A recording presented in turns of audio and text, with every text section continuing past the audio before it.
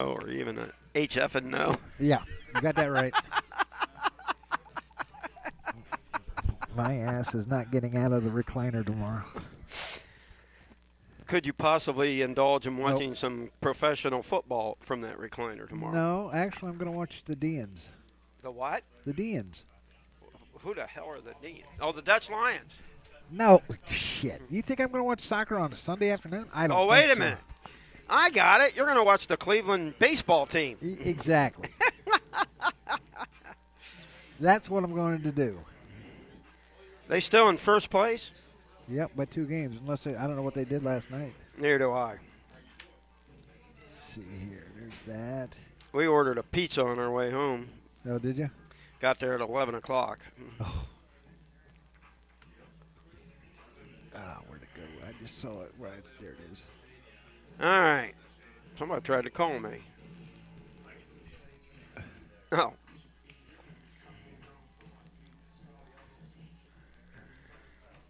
Okay. Oh, they need the air pumped up in here. I know. I've got a little fan in the back of my car. Should have brought it up here, plugged it in.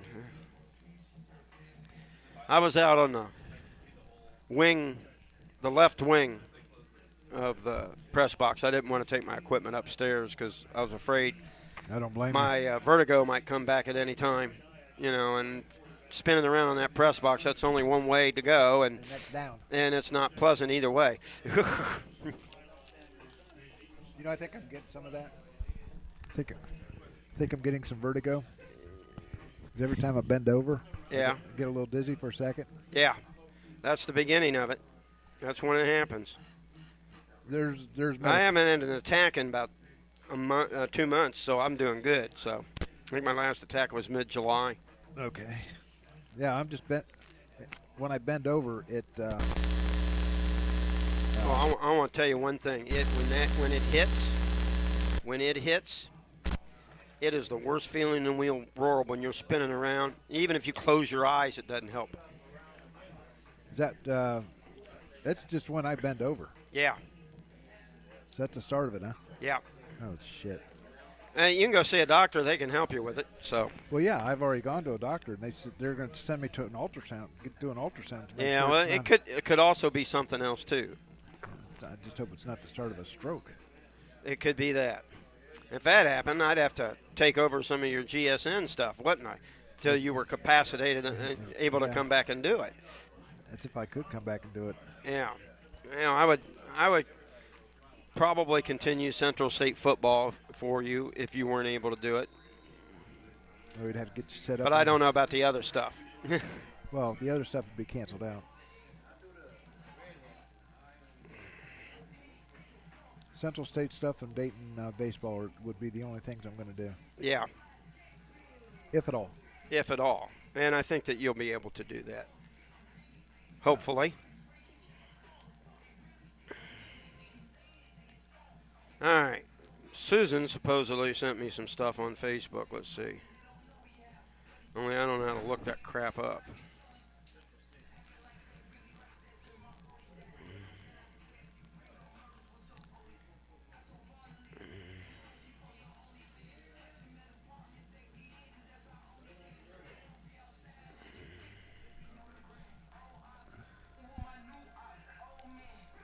Now, supposedly she sent me some pictures this gal took last night. Oh, really? Of the football game.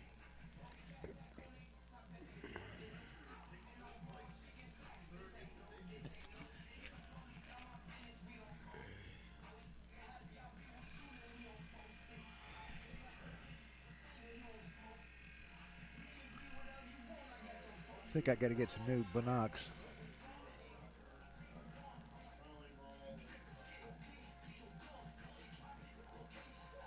I like those gold jerseys. Yep. That's what they wore last week. Yep.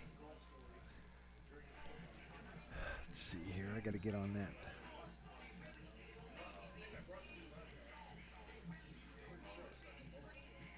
I thought he was going to have game notes up here. He was planning on doing it, but he's... I'm sorry, I can't hear you. You're going to have to turn that up. Oh, me up. Either you up or the headphones up. Turn the headphones up.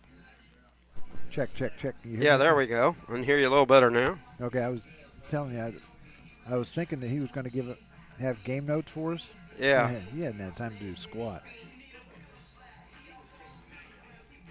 I told him I could come out here and help him out if he wanted me to. But They probably don't have it in the budget. Would be my guy. I'm sorry, young man. Do y'all need pronunciations? yes, sir. Cole boy, Kalua boy, Kalu boy. Kalu boy. Where's that at? What number? 74. 74.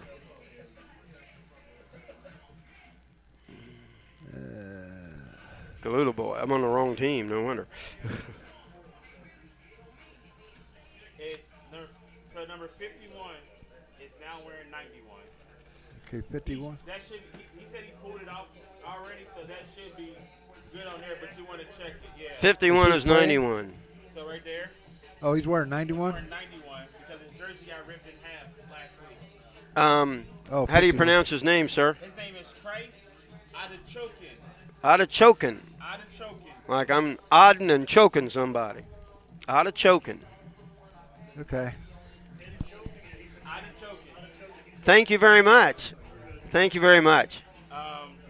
Nino? Nino Rhodes Nelson. Caleb? Caleb. Caleb? Okay. Yep. Number 0 is Kai. Okay. Kai. Okay. Okay, I get that one, okay. I think I'm good. And then just about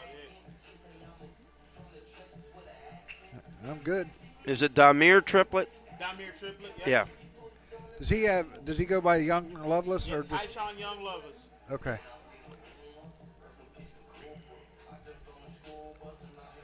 And that's on 13 is Antoine, not Antoine. It's Antoine. Yeah. See, Antoine. Okay. Oh, okay. that's Antoine.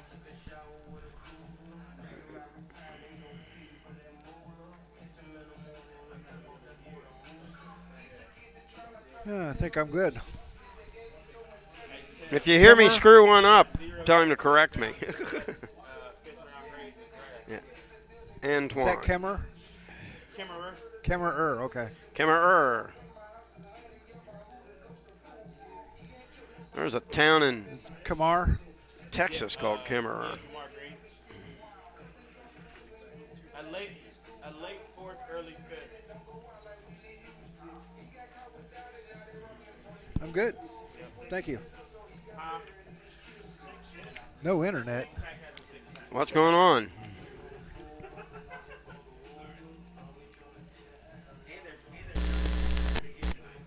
I got to get my other.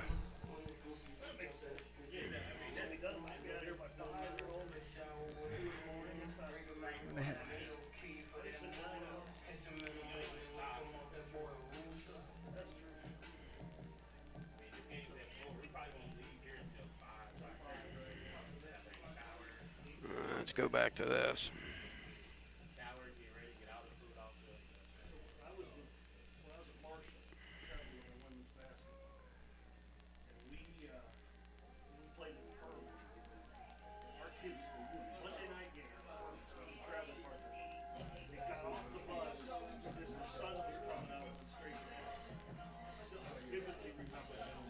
What the fuck is this no internet shit?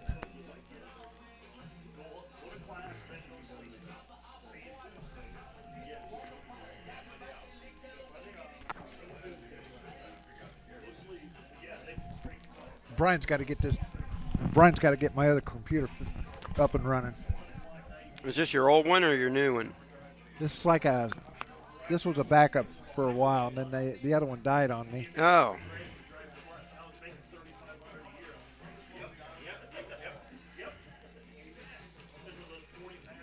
Now here's a real test.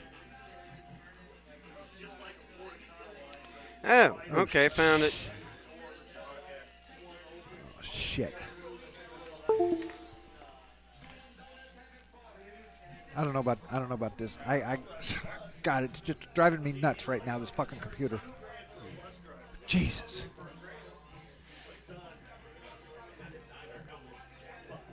We go on the air in 20 minutes.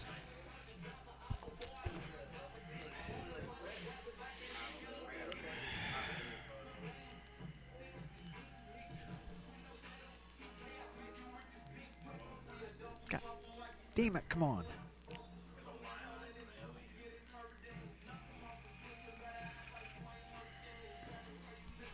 Oh boy. Oh boy, oh boy, oh boy, oh boy. It's not letting me get on. I don't have my computer, but I don't even have my. I couldn't use my mobile hotspot. It only lasts about 3 hours. No, I don't want to do that.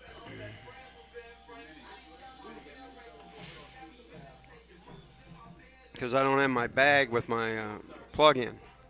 Oh. Would this help? I don't know. Let me see. Is that plugged into something? It was.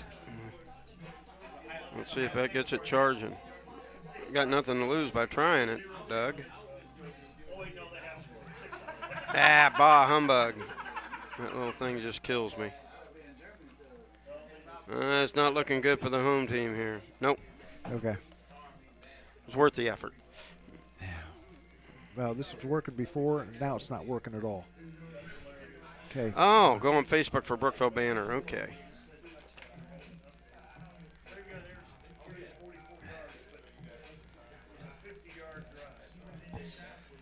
This is just what I need 20 minutes before I go on the air.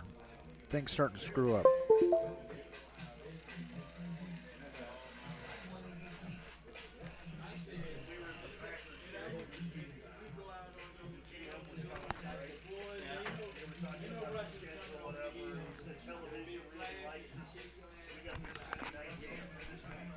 Says I'm hooked up.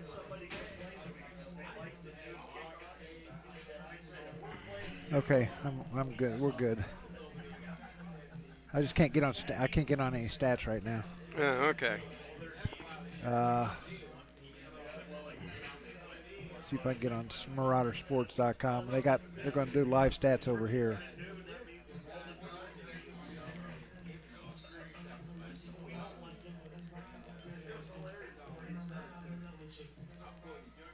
This damn thing over here has a mind of its own sometimes. Okay. I could be printing something down here. Next thing you know, it's up here. How do I search for something here? Wait a minute. Brookville Banner. How do I search for something? Oh, I'll try that.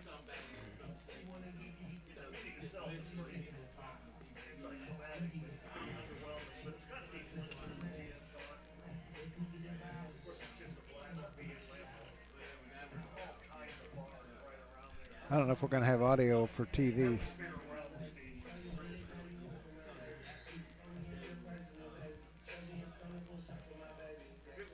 Here we go. Oh, my God. What? These are some nice pictures. You'd fix that. Oh, I'm good. Oh, we on? Yeah. Well, she's got some great pictures of the band. I said, who do you have? Wilmington or BW? Okay. I'm going to have to get her to take a picture of me up there while I'm broadcasting. Her quarterback is legit. He did for what, 7 touchdowns last week?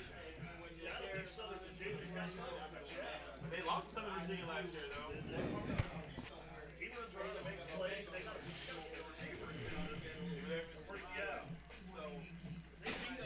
I wish they'd put windows in here that's going to open up. Or at least clear that one up. They ain't got to clear it up. It's on the inside. Yeah, though they need to replace it. Yeah.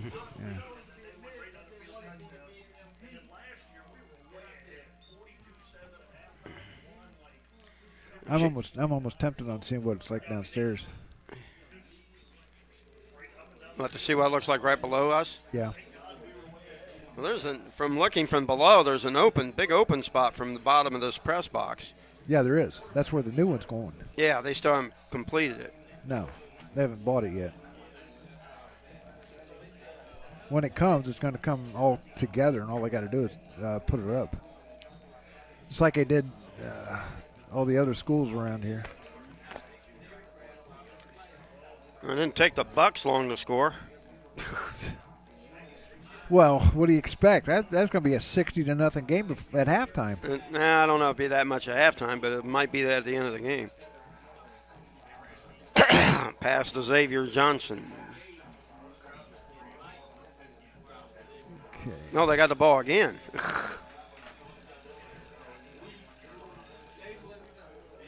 I don't know why they keep putting those cupcakes on there. Well, everybody's got to have them. No, they don't. Oh, yeah. Oh, yeah, that's right. They got to pad their stats. That's right. That's right. Listen, look at the SEC. You want to talk about schools that play cupcakes. Oh, yeah, they all do. And Ohio State will play one, maybe two a year, and then they got 9 or 10 league games. They got like 10 league games. Okay, we got about 15 minutes.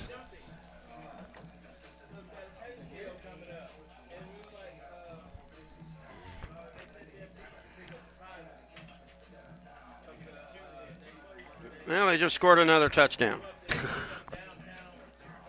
This game might go into overtime. Yeah, right. Well, unless that was the TD they just had. I don't know. I don't know. That's going to be tough on it. Ruggles kick. Arkansas State's very, very tough now. Or is it Alabama State or Alaska? It's Arkansas State. They're 1-0. Who they The beat? Red Wolves. Yeah, but who'd they beat? Who the hell knows? Probably somebody like Dayton or something like that. No, Dayton might beat them. I don't think so. No, they may have played. Arkansas State's in a pretty decent conference down there Yeah. with some really good teams. Well, I think. I think Appalachian State's in that conference. I don't know about that.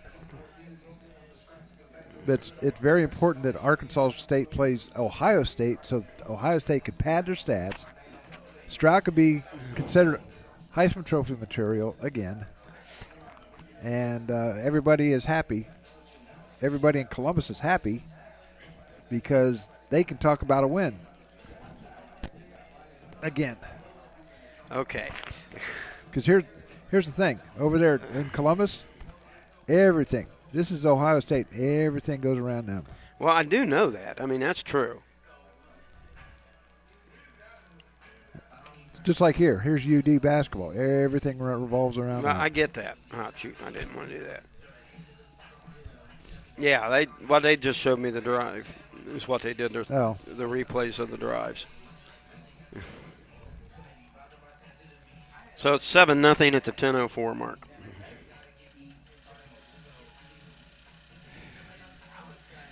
I had to take my score stream off my app, so I got to reload it because it was not giving me scores. So I'm going to have to reload that as an app so I can get scores. By the way, Preble Shawnee beat Twin Valley South last night. I don't know where you thought they lost. No, I didn't think. No, I saw Shawnee beating South. No, you said on the phone that Trail beat Shawnee. Yeah, they did. That's what I thought it said. No. Shawnee played South last night. Oh, okay. But I know a couple of weeks ago they. No, I don't think Trail won that game. Well, now you're going to make me look. No, I'm going to look. WOAC. Look up at the WOAC. WOAC. WOAC Sports. Yeah, I know. I got to get on the right.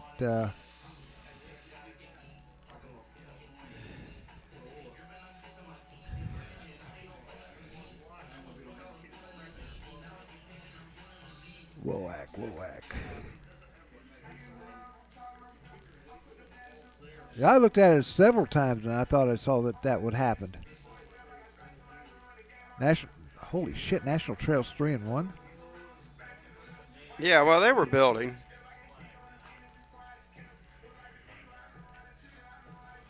Oh, on here it says Trail won 31-13. Oh, wow. Okay. That was last week. I thought you were talking about last night. No. So Nat Trail played Batavia last night and won 45-6. Yeah. God, they're just gonna blow Dixie out.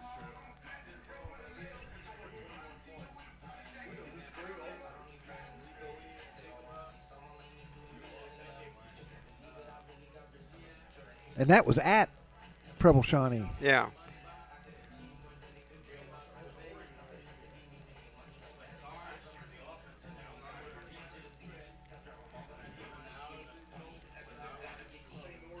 I got to go to the restroom.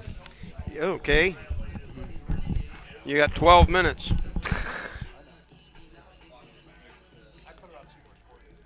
Okay. Sometimes it takes me that long to find it.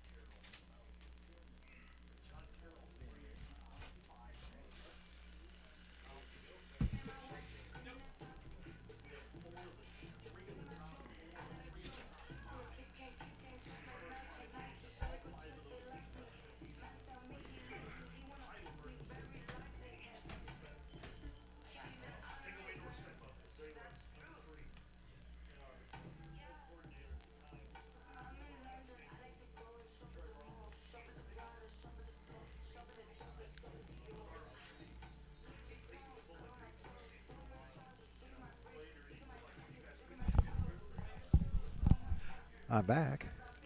I'm front. Okay. Pardon me. Okay. This guy that does the Williamsburg Wildcats missed his game last night. He had his heart rate went up. Apparently, he's got some of the same issues you have. Oh, really? Yeah. My heart. So I told him that, or you had. He's told him I'm helping a friend do Central State football games on GymCitySports.com on air at 1 o'clock 1 o'clock kickoff.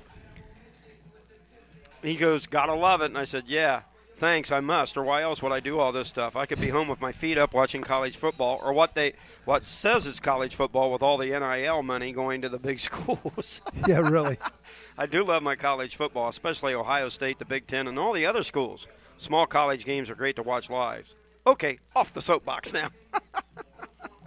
He said, have a good one. I'm going to say thanks. If he's going to listen, we'll give him a shout-out. Well, we can give him out one and just say he's listening. Yeah.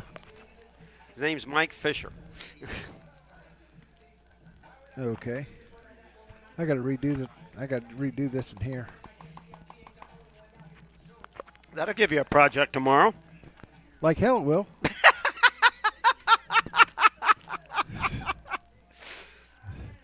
Is Dougie getting cynical? You're damn straight. You try to do 3 games in 36 hours. Doug, if you were 30 years younger, it wouldn't have bothered you a bit. You're damn right. But Yeah. you know what happened? Father Time grabbed you by the neck and said, son, you're coming this way. I grabbed me by the ass and told him to get down here. Yeah. Should have brought my computer. I could have hooked up to their stats. So how many games do you think you'll do? I don't know. I got to look at their schedule. They got it in this thing on there somewhere. Yeah, right here. It's every other week. That's an ESPN game, and that's an ESPN game, but we're still broadcasting. I'll have to see what my schedule is. Okay. That's senior day, and I don't know about this one because we may be going out of town to celebrate our a little minor thing like our wedding anniversary. It'll be 10 years. Oh, God, you better do that.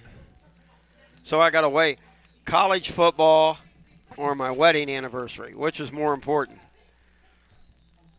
College football, you live. Wedding anniversary, if you come out here, you die.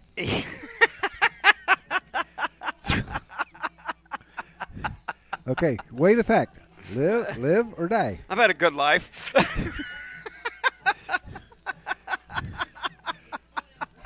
You have been served. There's a divorce paper, sir. Hey, she knows what I was. She knew what I was like when she married me, so it's her fault. Well, you both said I do. There was no obey in there, though. Oh, okay. Okay, what are we at here? I don't know, but I do know this: when 5 minutes. When the pastor started the wedding, he yelled at the start of it. After we both got up there, he goes, "Play ball."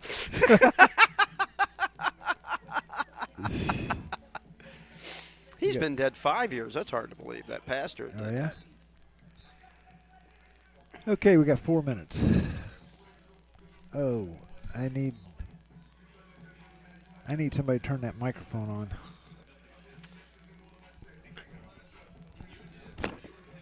Ask him. Just ask him. This one there? Yeah. Yeah, I got it. Okay. I think I can sneak by that fella. Just be careful turning it on, though.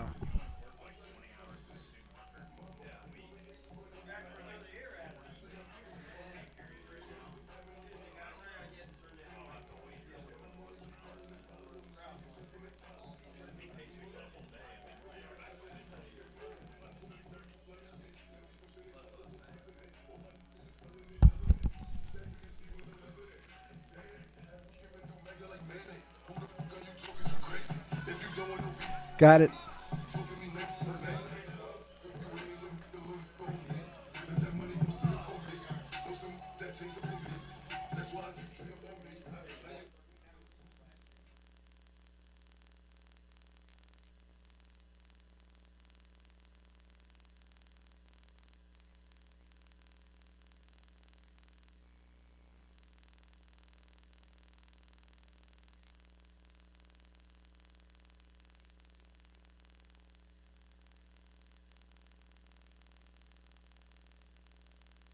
I think I got subs coming.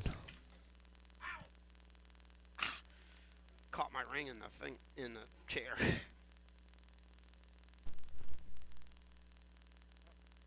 Like hell.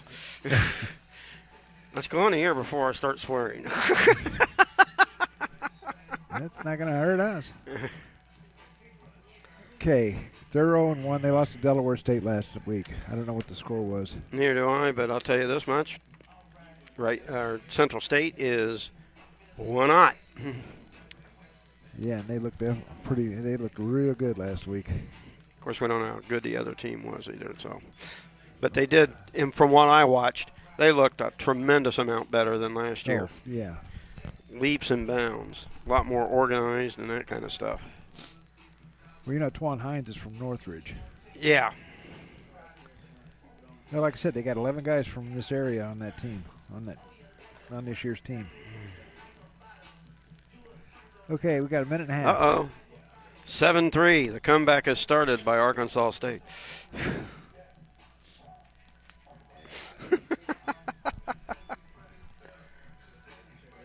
Okay. Alabama scored on Texas.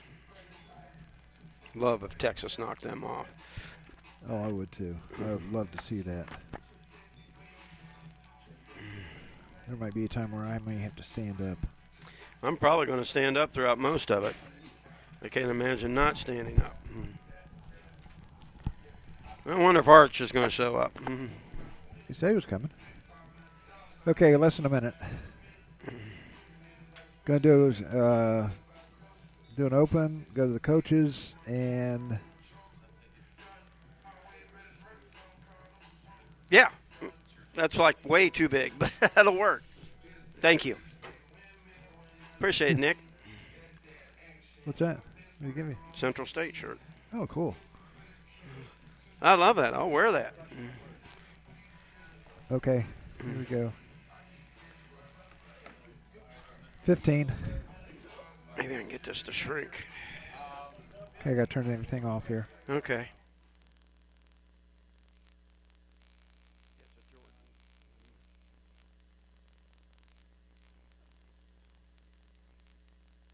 Profiler Inc., your local source for custom graphics. Check us out on the web at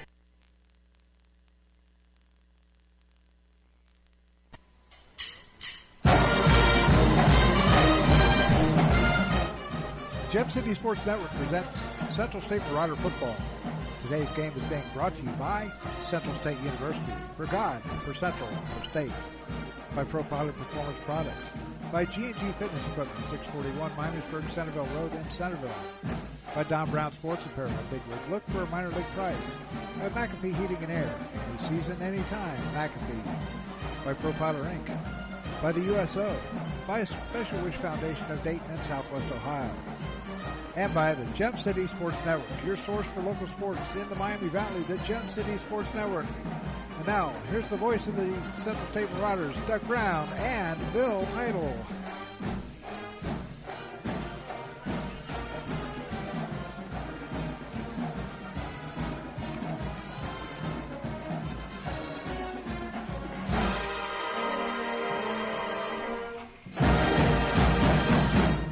And good afternoon, everybody, from McPherson Stadium on the campus of Central State University. We welcome you to another season of Central State Marauder football here on the Gem City Sports Network and also on the CSU streaming channel. My name is Doug Brown, along with Bill Idle, the sports writer for the Brookville Star and owner of BrookvilleSports.com. So, thank you, Doug. It's a pleasure and privilege to be back with you here doing games at Central State University. Well, I'll tell you what, last week these kids went up to Canton. They beat Winston-Salem State 41-21. And from right off the bat, Twan Hines picks up the opening kickoff, goes back to the 7 yards, and then he catches a pass from Kyles, and the route was on. I mean, it was all over after that. I could see on that team, I could see this team out here today just blowing these kids out. But that's why they play the games. That's exactly why they play the games. They had a big win. They beat Lincoln last year, but that was under a different regime. Kevin Porter, here in his first year at Central State, is very familiar in coaching in this division level of football and has done a great job. And I think that from what I saw watching that game, they are a much, much improved Central State Marauder football team. I think the fans that come and watch them and the fans that listen in, they're going to be very delighted at what they're hearing. I think it's going to be a lot more competitive action out there, and I think the kids have a lot more enthusiasm from what I've seen. Should be an awful lot of fun. And, first home game of the season. It's always exciting to start the new season. Yep. Beautiful Saturday afternoon. Can't get any better than this. Here in Wilberforce. Well, I hope on the last game of the year it's like this.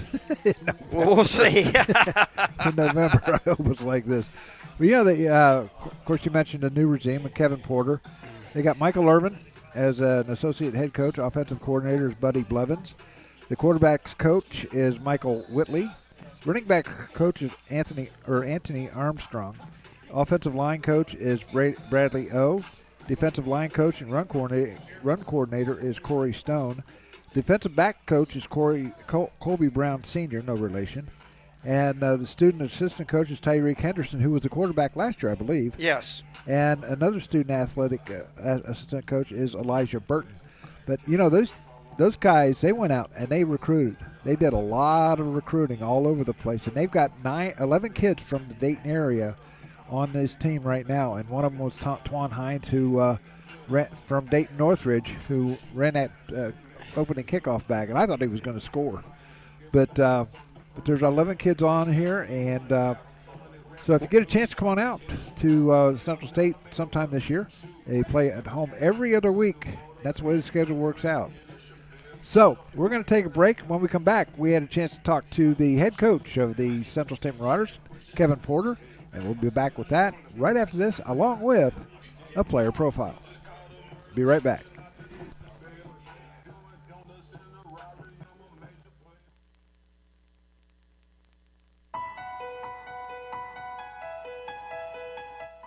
Become a donor and believer in the mission of Central State University.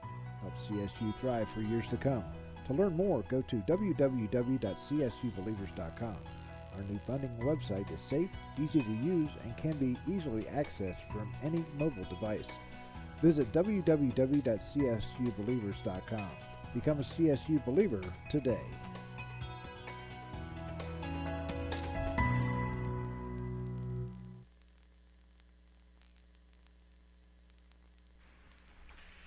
Back here on the pregame show, we're here with Kevin Porter, the head coach of the Central State Marauders. And, Coach, first home game, and you're coming off a win, and it's got to feel good.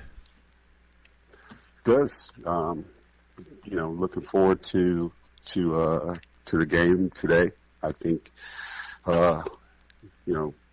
practice-wise, we've always wanted to stack practices on top of each other, so that's been our goal. But today we want to, just like I said, we just want to go out and play better than we did last week. We need to improve in all phases of our game, and that's been the goal this week. What was it like? What was it like coming back from Canton after that big win? Yeah, it was exciting. I think relieved. A lot of people were happy that, me included, we're happy that it was over and it was positive. There's a lot of stuff going on last week leading up to the game, and we wanted to try to keep our guys focused on the football game, and I thought we did a good job of that as a staff, just making sure everybody understood that there's a lot of stuff going on, but we're actually here to win the football game. So, and which you did. So we're glad with the outcome, and I think our guys were able to enjoy it. Always great to get an opportunity to play on national television, and that was good for the university, good for the program, especially to be able to come out on top. Did the kids get any sleep on the way home? Actually, they did. They did. They must have been They must have been really tired after that game. Yeah, I think they were exhausted, and like I said, it was late. But we're able to get back and get back on the field Sunday afternoon, just to kind of get a good sweat and get a lift in, and went out and did walk through our kicking game stuff. So it was a good weekend. Now, okay, you got the Lincoln Lions coming up. What do you know about them? They're, a lot like we are. They're looking to get their program headed in the right direction. They've got some good players. Their schemes are good. They want to run the ball on offense and see if they can. They got new quarterbacks, so they don't want to looks like they don't want to put a whole bunch of pressure on those guys, and want to let their offensive line and their running backs do most of the work. Defensively, it's a little different than what our offense is used to. They're in an odd front, which is always a challenge. So, we've had to spend a lot of time this week working on just our angles up front with our offensive line. So, hopefully we've done enough this week to be able to go out and be better than we were last week. Well, it's the first home game of the season. You got to be looking forward to that, and the kids and the players got to be looking forward to it too. Definitely looking forward to playing in front of our home crowd. We've been working for a little over a month, just getting prepared for our season. So we just want to again be better every week and make sure that we're focused on improving every week. And if we can do that, I think that we got a good chance to win some ball games. Well, Coach, best of luck to you, and we will talk to you on Tuesday. All right. Take care. Kevin Porter of the Central State Marauders, and we'll be back with more of the pregame show right after this. You're listening to the Central State Marauders on the Gem City Sports Network.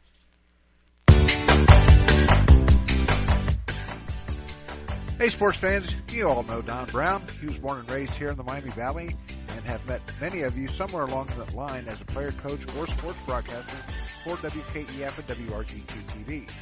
Sports has been a big part of his life and remains so today. So if your high school team, little league organization, or group wants to look good year-round, then look no further than Don Brown Sports. From Spirit Gear t-shirts, polos, or equipment embroidery, or screen printing, Don Brown Sports is your first and last stop. He's got big quality at minor league pricing. Feel free to get in touch with DB via email at dhkbrown1, that's the number 1, at gmail.com. Or feel free to call him at 937-430-3105. Don Brown Sports, a big league look for a minor league price. This player profile is being brought to you by Profiler Performance Products. Joining us today is Kalen Abrams, who has been here for a while. He's an All-American here at Central State. He's a grad student. He's from Detroit, Michigan. And Kalen, welcome to the show. Thank you. So, what made you come back? I know you graduated, right? Yes, graduated last spring. Let's start over because you're going to have to speak up. Oh, snap. Okay.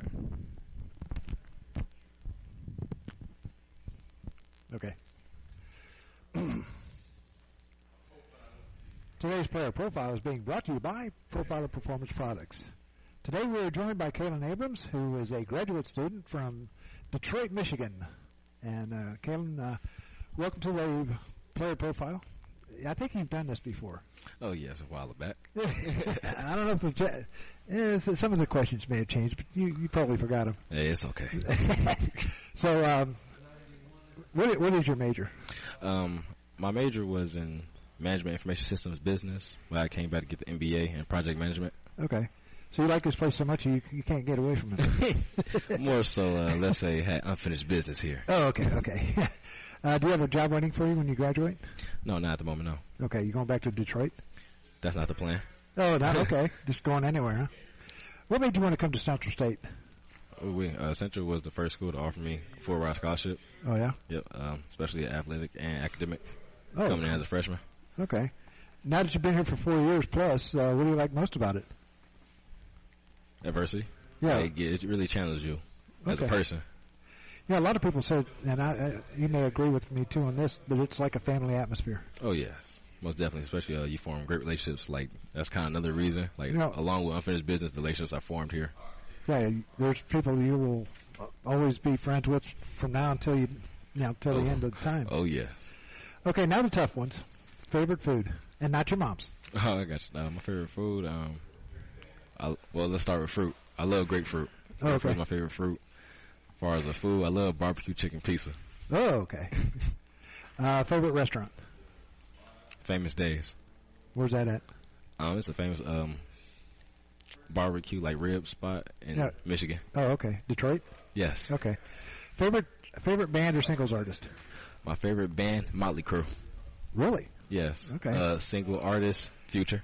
Okay. Now, have you, being from Detroit, have you ever gone to the museum for Motown? Yes. Have you? Yes. That's pretty cool? Oh, yeah.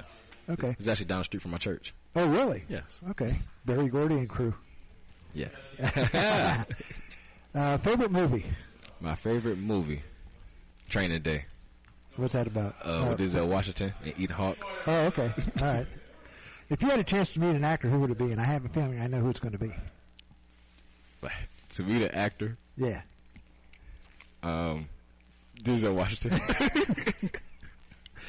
I knew it. Everybody says Denzel Washington. I don't know why he's so famous. Why he's so. Okay. If you had a chance to meet an actress, who would it be? An actress?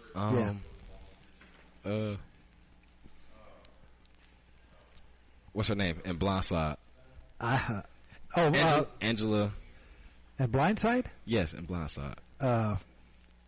Is it Angela Bullock? Do I have her name correct? No. Sandra. Sandra Bullock, yes. Yeah, she's a pretty good actress.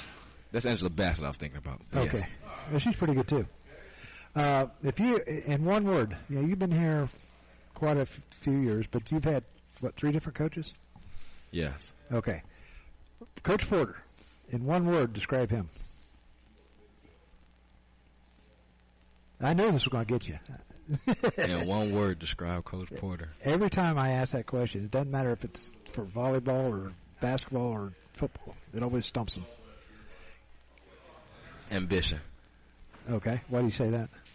Like, he's real headstrong. It's like he has a keen eyesight. Like, his vision, the way he talks, is like he's clear on where he's headed and where he's trying to go. Oh, okay. Like, you can see the road.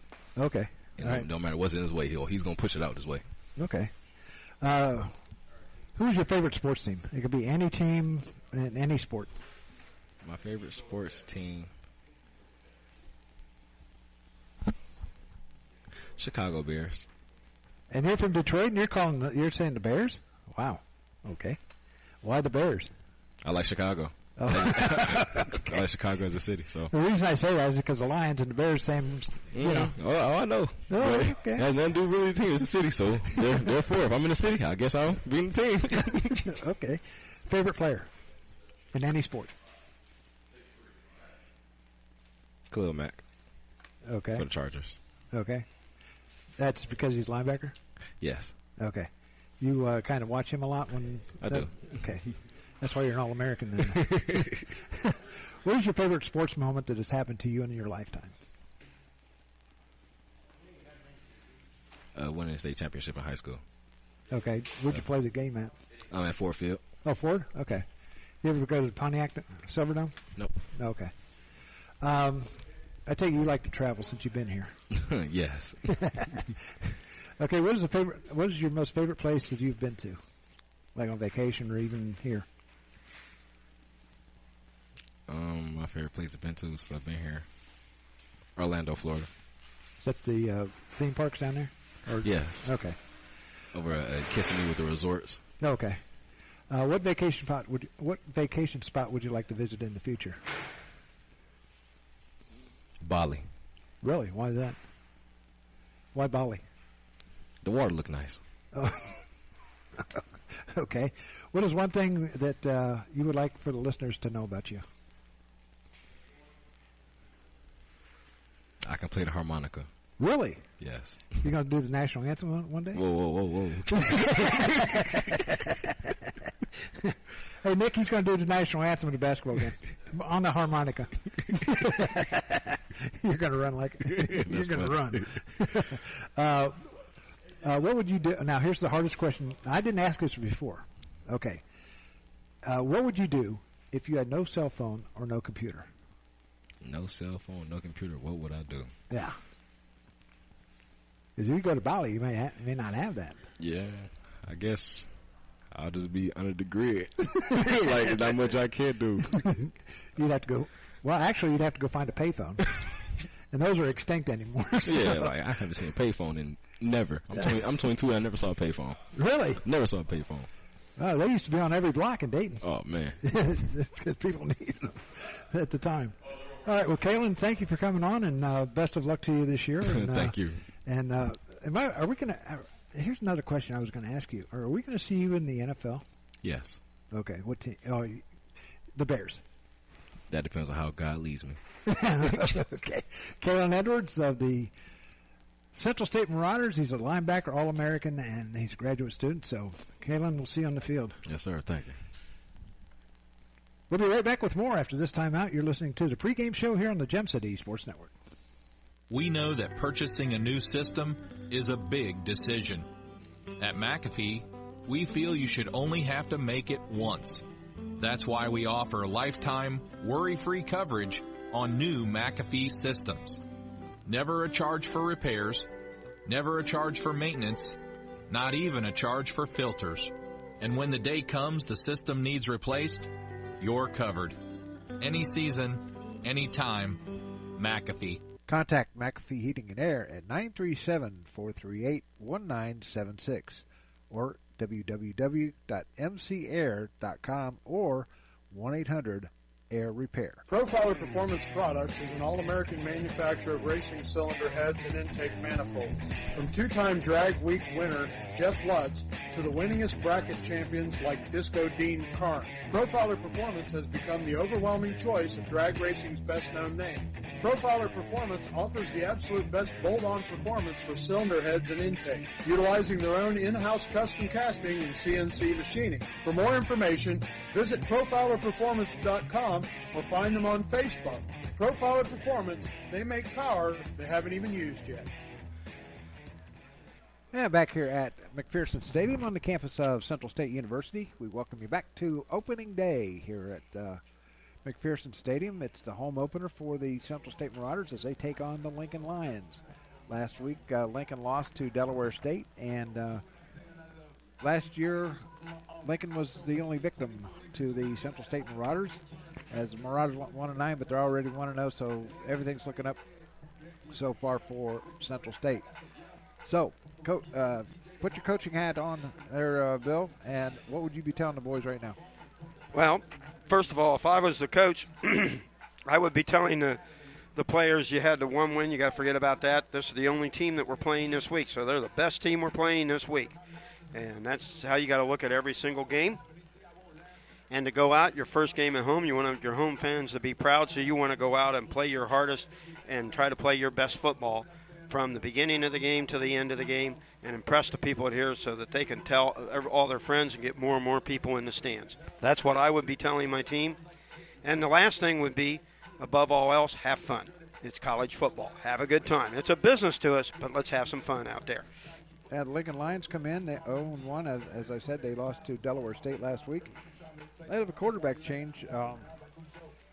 Isaiah Freeman, a freshman, will be starting for the Lincoln Lions. And for the Central State Marauders, Brandon Kiles, who had a hell of a game last week up at Canton, he'll be starting for the Central State Marauders along with Kaz Dina, who was a good running back.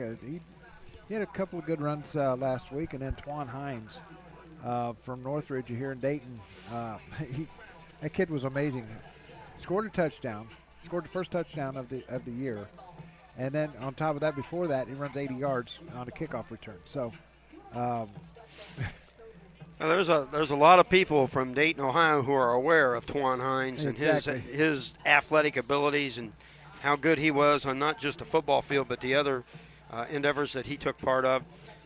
Fine young man. I've got a couple of friends that live in the Northridge area, and they said they watched him play a couple of times, and he's the real deal. He is. He's a heck of a player, and I think Central State fans will have a lot of fun watching him here at McPherson Stadium. The guys up front starting for Central State, and this is according to the depth chart, the big guys up front on offense, at left tackle, Jacob Wooden. Left guard, Duran Alexander. Center will be Jordan Benjamin. He's a Trotwood guy.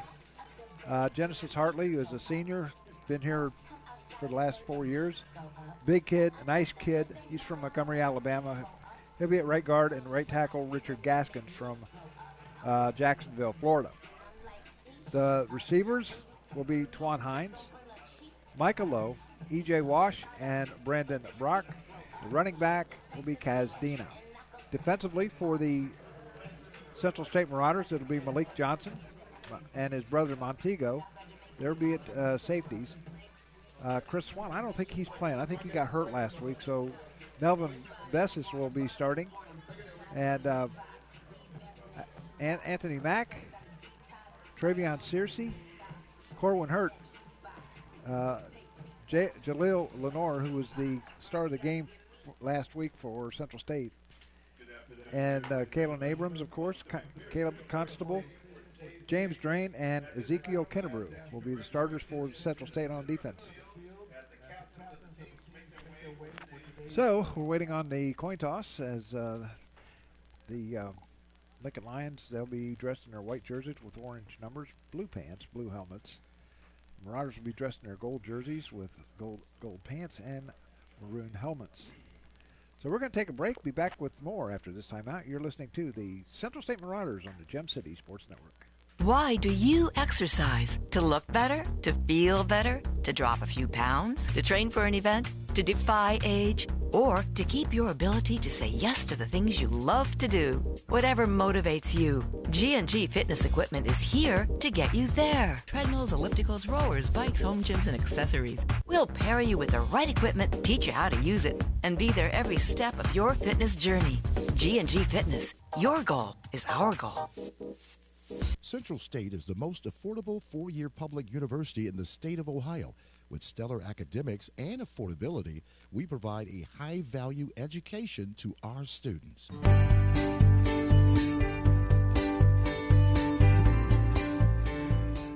A Special Wish Foundation of Dayton has a new name.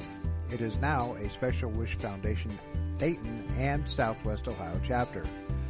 They now serve 20 counties in Southwest Ohio and work with families whose children are being seen at Dayton Children's and Cincinnati Children's Hospitals.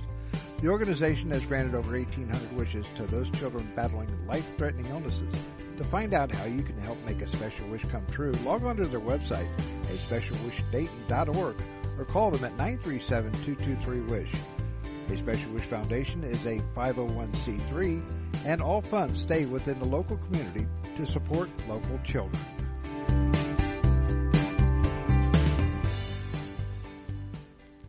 Well, the captains are out there on the field for the coin toss, and the captains for Lincoln will be number 4 in Eric Best, number 14 in Samuel Jordan.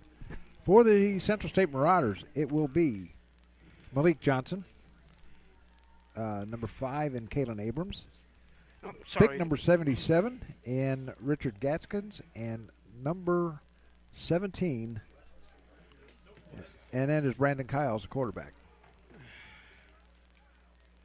I didn't see who won the toss. I'll find out. So,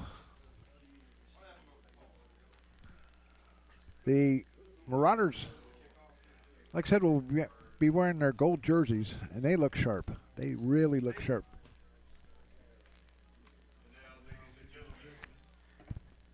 Toss was won by Central State. They deferred. And we'll take the ball second half. Lincoln will receive, and Lincoln will receive at the north end of the field, I believe. Okay. And now, the Invincible Marching Marauders and the national anthem.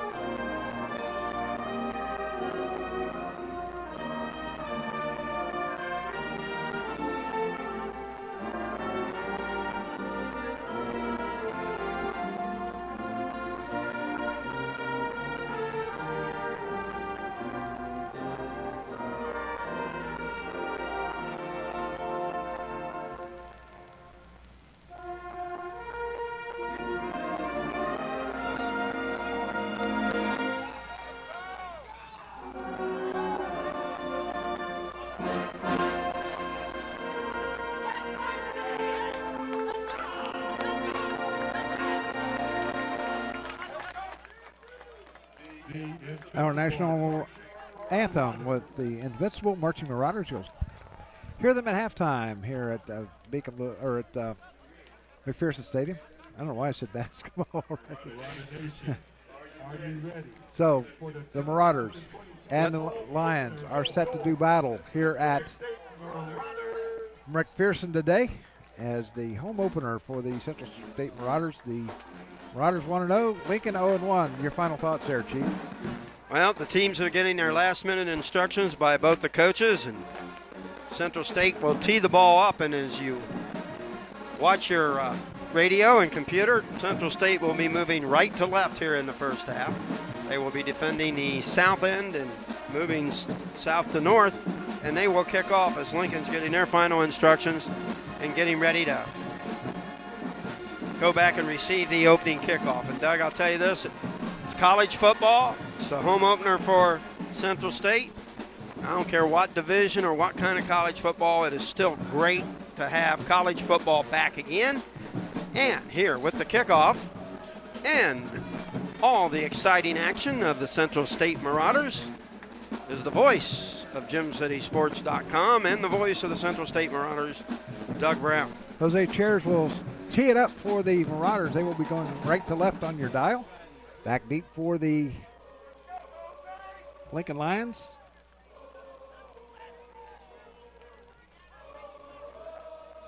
Will be number 13, Antoine Banks, and number 27 in Jeffrey Williams III.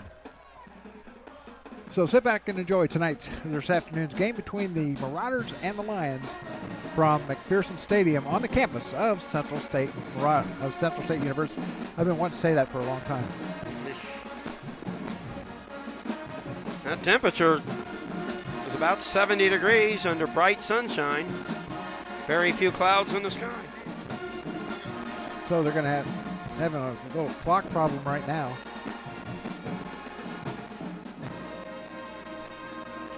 Now let's hope that's the only glitch. Yeah, well, I don't think we're going to have play clocks. Can you see the play clock down there? I don't think it's yeah, I on. do, but it doesn't look like it's working. So, right now the clock says 1:52 on it, and it's stopped.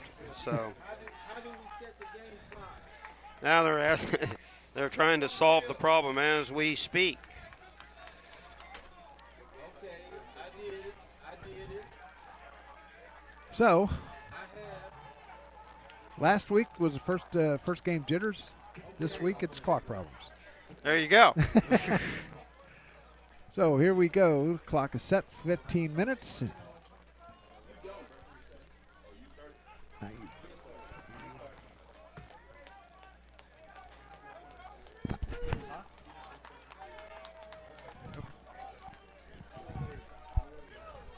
So sit back and enjoy today's game between the Marauders and the Lions. Lions dressed in their white jerseys, orange numbers, blue trim, blue pants. So Chairs will tee it up for the first time this year here at Central State.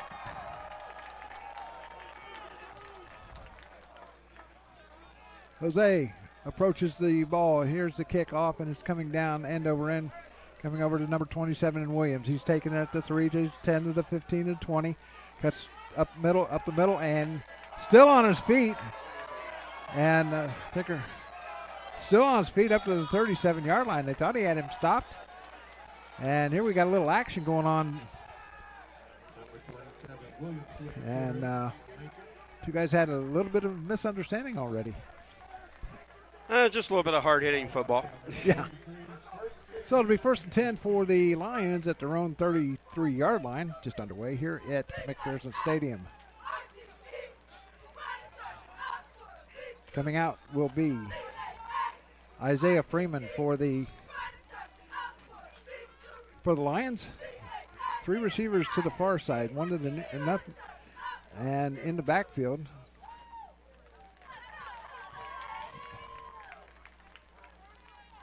Can't see the number right off the hand. And off up the middle. Or no, that's Freeman. He's got it. He's going to run over to the right side and out of bounds at about the 35-yard line. A little bit of play action there.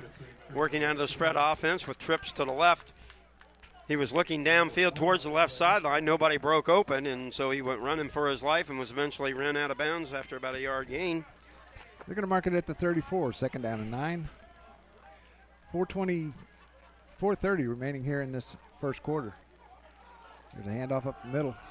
A man wide open going up the middle is Jaden Triplett. Triplett's close to the first down. And looks like they're going to give it to him, so it'll be the first down of the game for the Lincoln Lions.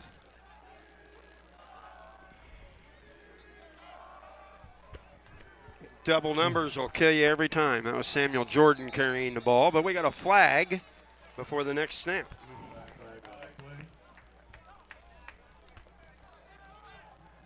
Okay, yeah, Samuel Jordan.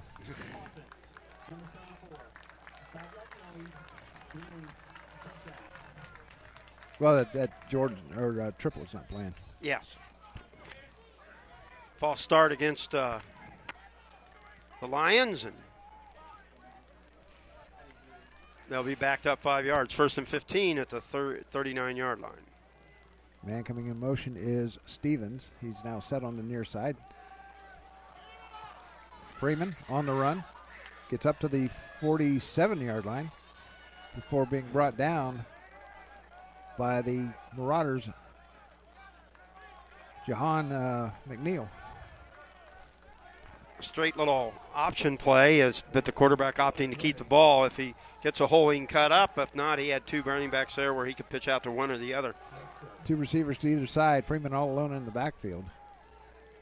13:21 to go. Freeman looking downfield. Now he's going to run with it to the 50 into Marauder territory down to the 48-yard line.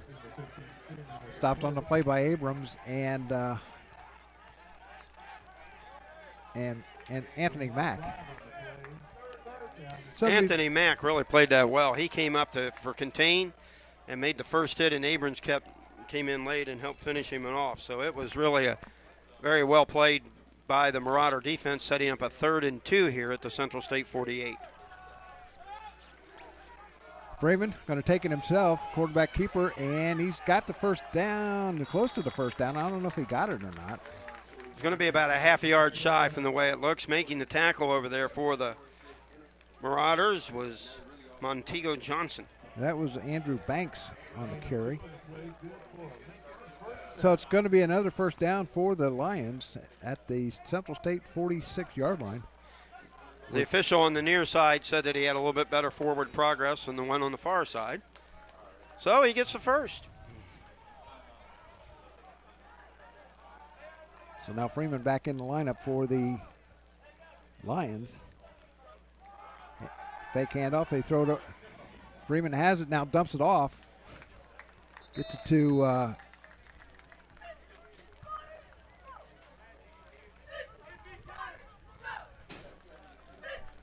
didn't see who he got it to. So a pickup of 2, or 2nd down and 4, or 6. Looked like Dominic Triplett was the receiver. Gain of 4. Number 28 in the backfield is Devon Allen. Snap and whistle and penalty markers come flying in. A false start going against the Lions, so it's going to be 2nd and 11. Second penalty against Lincoln in this game, both of them for false starts.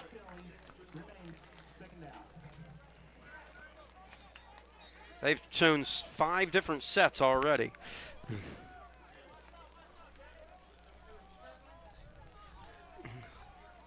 This time we got twins right and a man winged left and a man wide left. Once again in the backfield is Allen. This time handoff to Allen. He's going to be stacked up right at the line of scrimmage, right at the 50-yard line, loss of 2. Tell you what, coming through and making the initial hit on that play was a linebacker, and that was Colleen Abrams. And he filled the hole beautifully, came in there and made the initial hit, and he got a little bit of help by Jali Lenore, who helped wrap him up, setting up a 3rd and long. There's Freeman going back to pass, looking downfield, looking down, and in and out of the hands of Rashawn Cook. The Central State defender fell down, and Cook, all he had to do was catch it and went right through his hands. That would have been a touchdown because, as you said, the Central State defender tripped and fell. He was wide open at the 5, and ball somehow went through his hands, and that'll set up a 4th and 13, and it appears a punt opportunity coming up for the Lions, and back deep to punt will be Drew Stevens. Back deep for the Marauders will be Brandon Brock. It's standing at about his 10-yard line.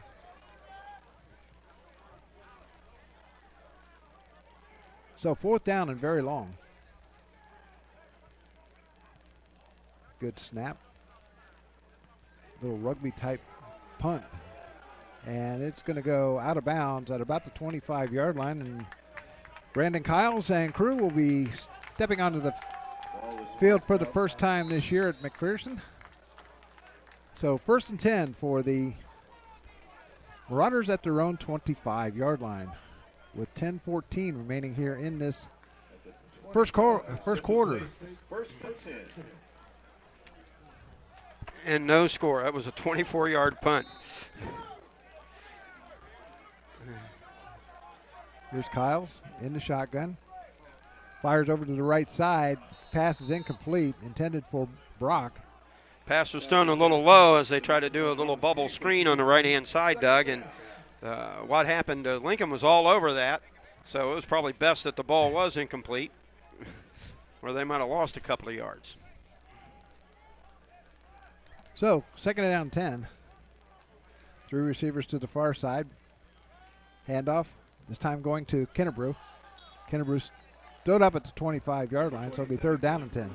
He was hit a yard deep, broke one tackle, but then got wrapped up after he gained a yard. Central State with a long 3rd down here. 3rd and 10 at their 25 in the first quarter with no score. 3 receivers to the far side once again. Kennebrew in the backfield, sidecar right. Kyle's going back to pass, looking downfield, firing deep, wide over, just over the head of E.J. Wash. E.J. Wash had a step on the Lincoln defender, so it'll be 4th down and 10 at the 25, so you haven't gained a yard at all.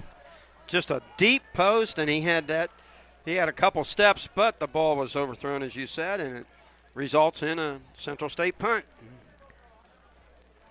So back deep for the Lions.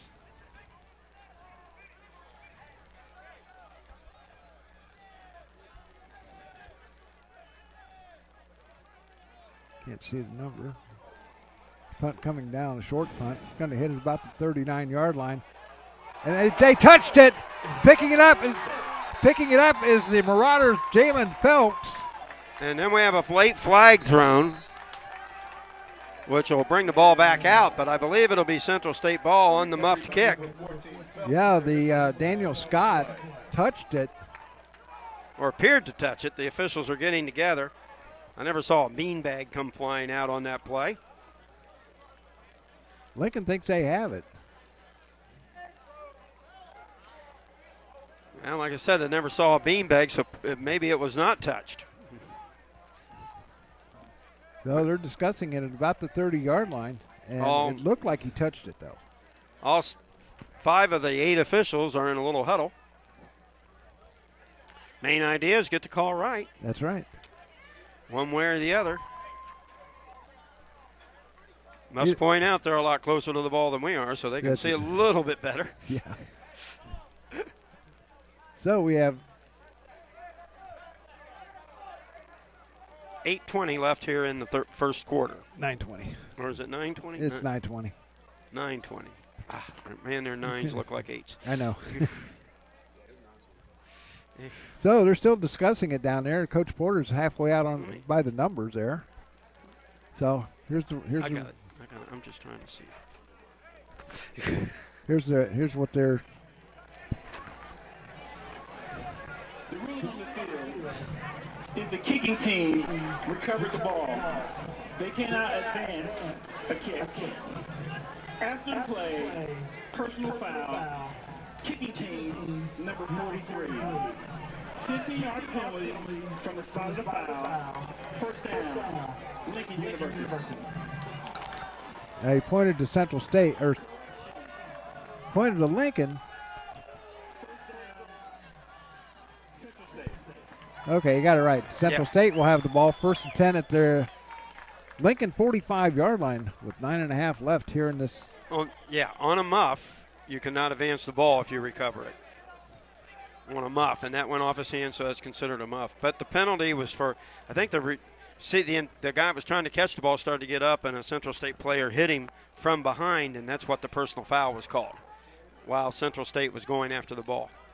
You see the number on his back, you don't touch him. Yeah, well, as far as that's concerned, it's 1st and no matter. When the bottom line is it's Central State ball 1st and 10 at the Lincoln 45. Good opportunity here for the Marauders to take advantage of a turnover. Kyle's going back to pass. He's going to be flushed out of the pocket, coming over to his left side. Has Wash open at the 30. He's got the first down. Incomplete. Okay. The pass is ruled incomplete. It's ruled incomplete. I thought he caught it, though. He had it for half a step, but as he went down, as he was being pushed away, the ball moved a little, and when he hit the ground, it comes squirting out. Did not complete the action of the catch. So 2nd down and 10. Kennebrew gets the handoff, cuts up the middle, and he's going to get about 3 yards down to the 42-yard line. So it'll be 2nd down and 7. Make it gain of 2. Then we're going to mark it at the 48-yard line. Hines over to the near side, along with Wash.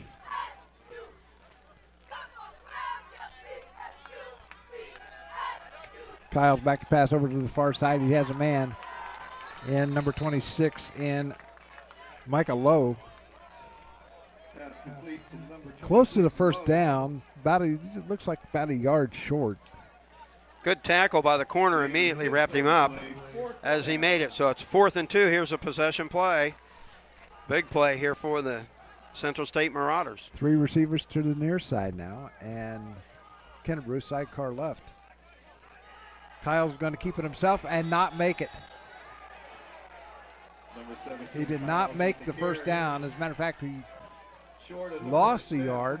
So it's going to be 1st down and 10 for the Lions as they hold after a muffed punt. So it'll be 1st and 10 for the Lions at their own 38-yard line. Devon Harris making the play for the Lincoln Lions. He came across and hit Kyles and knocked him down. So Central State unable to take advantage of the turnover, but nonetheless. So here come the Lions. Isaiah Freeman and crew.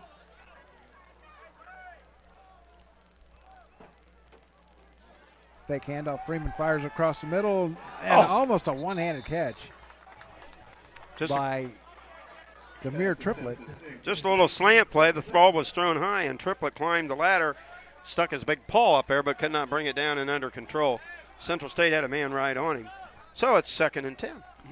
8:02 remaining here in this first quarter. No score between the Lions and the Marauders. The home opener for Central State. 2 receivers to the far side, 1 to the near side. Freeman going to hand off. This time it's going to go to Jordan. Jordan's got some running room all the way down to the 40-yard line. Tripped up by Montego Johnson, and it's going to be 1st and 10 for the Lions at the Central State 41. Nice hole and a big Lilly going and Russell clearing out a big hole for the running back to pick up huge yardage and give Lincoln a first down at the Central State 41. Freeman all alone, Freeman in the gun. He's going to hand off once again, and still on his feet. The kid is just running over the Central State Marauders. He broke 3 tackles in the backfield. That was also Jordan. He just ran over people for Jordan runs hard. Jordan runs hard, and they're hitting, but they're not particularly wrapping up very well right now. New running back in Daniel Scott. Nope, that's not Scott. It's Allen, I believe, 28.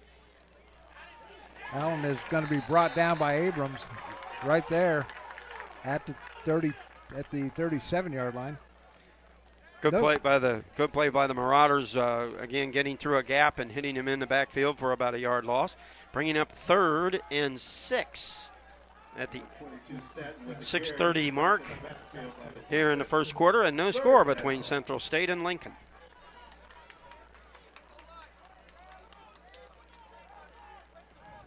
Freeman in the gun. Going to go back to pass, looking downfield, dumps it over the middle, and out of bounds, and not close. Did not get the first down. That looks like it's number 28, Allen.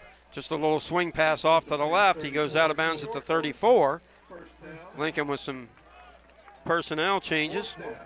It's 4th and 3. And they're going to go for it. Why not? What do you got to lose? Not a lot. They brought up some big beef into their offensive line right now. Interesting.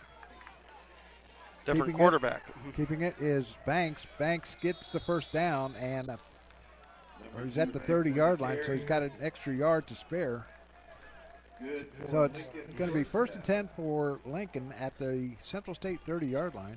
They brought the biggest guys in they could, and they just followed them right over the left side of the line for the first down. 5:27 remaining here in the first quarter. No score. Lincoln driving at the Marauders' 30-yard line.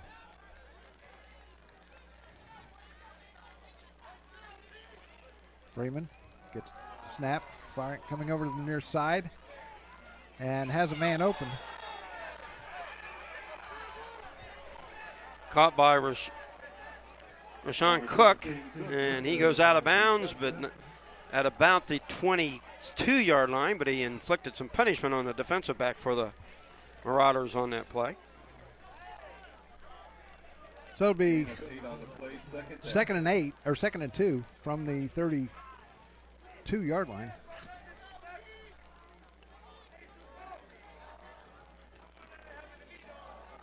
Here's a handoff, and markers come flying in all over the place. A false start against the Lions. That should help Central State. 3rd false start against Lincoln in this game. And that'll make it now 2nd and 7. Back at the 27-yard line. 4:41 to go here in quarter number 1. Here at McPherson Stadium, the home opener for the Marauders. They're 1-0 on the year. 2 receivers to the far side and one to the near side.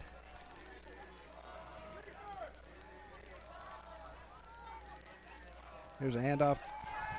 No, Freeman's going to keep it. Fires down into the end zone. Pass was in and out of the hands. As he came down, he lost it. And let's see who that is. Pass was intended for number 6 in Triplet. Anthony Mack made the play. He had it in his hands as he was diving into the end zone, but Mack reached up and batted the ball away from his hands to keep him from, or to prevent the touchdown on that particular play. It brings it up 3rd and 7. Going into motion is Stevens. He's got 2 men in the backfield along with him. Freeman going to dump it off. Screen pass. Still on his feet is number 37, and Tyshawn Young Lovelace. That's going to be another first down, so looks like Lincoln is just driving on the defense right now. The reaction of the catch going to his left, then he cut back, and the reaction in getting Central State to have to come back and change their angle. He was able to dash inside the 20 and get the first down. It's 1st and 10, ball resting at the 22-yard line, or the 17-yard line. In the backfield is Jordan. Jordan will get the hand. No, Freeman's going to keep it, and he's going to be brought down by number 44 and Anthony Scott. Good play by Scotty. Hit him right at the line of scrimmage, hit him high and wrapped up and brought him down. And no gain on the play.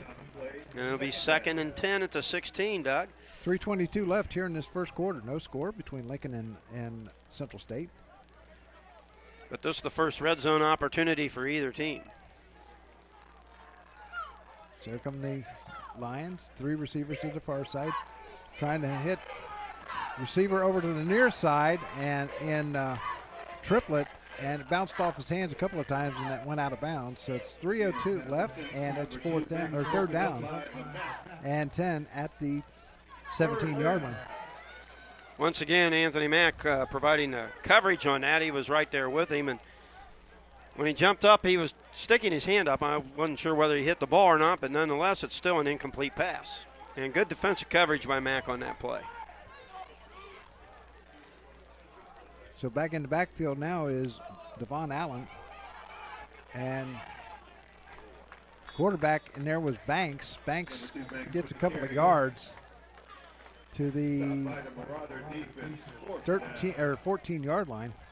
They put the big package in once again, and Banks just keeps it and runs to his right. So it will be 4th and 6, and we'll see if we're going to have a field goal opportunity or no, they're going to go for Lincoln it. decides to go for it. Looks like they're going to go for it. So Freeman coming back out as quarterback. Going to the far side is Triplett. Or no, coming to the near side is Triplett. Couldn't make up his mind where he was going to go. 28, Allen in the backfield. Just to the right. Play clock's not working, so we can't see. Yeah, it was under 5 seconds, though, when he snapped it. Fires downfield and incomplete, and the Marauders hold. So the Marauder defense holds with 2 minutes to go. Intended receiver was Triplett. He was open in the back of the end zone, but the pass was behind him, and he could not stop and make the catch, and therefore a red zone stop by the Central State Marauders. 2 minutes left or so here in the quarter. I think that's 2 minutes exactly. And Central State will have it 1st and 10 at their 13, so they survive the penetration by the Lincoln Lions and turn them away. So here we go as Kyle's in the gun with Kennebrew right next to him. Sidecar left. Pass over the middle to Wash, in and out of his hands. Just a little bit high, a quick slant. That was wide open. If he'd have caught it, he'd have had a little bit of running room, but just a little bit high and out off his fingertips. So 2nd down and 10. Ball at the, going to mark it at the 18-yard line.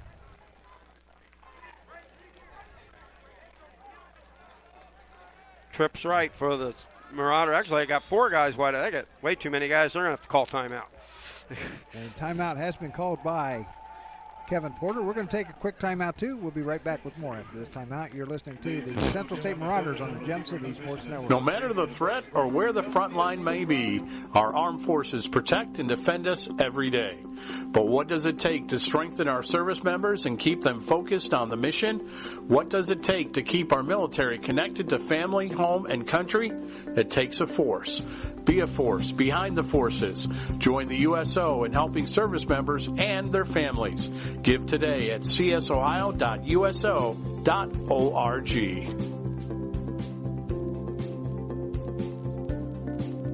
No matter the threat. Back here at Central State University, the Marauders, our next home game will be in 2 weeks from today when they host Miles. Next week they'll be at Bluefield State down in West Virginia. I think that'd be a good trip for you. Why don't you go see if you want to do that game? Go down to Bluefield, down in the Blue Ridge Mountains. I might want to. Don't know about that. All right, 2nd down and 10 for the Marauders at their own 13. Kyle's all alone in the backfield. 3 receivers to the far side, 2 to the near side. Looking downfield, intended for Hines. Incomplete, and a whistle and flags come flying in for all over the place. It looks like it's going to be pass interference against the Lions. That'll be an automatic 1st down. I don't know what was the harder thing for the intended receiver on that play, getting pulled from behind by the defensive back or having to dodge the official who was right in the way and had to duck out of the way of the pass. So pass interference against the official, huh? Well, no, he just ducked out of the way. Pass interference would have been on the guy grabbing him. He just blocked the pass. 1:49 to go here in the first half, or first quarter. Here's the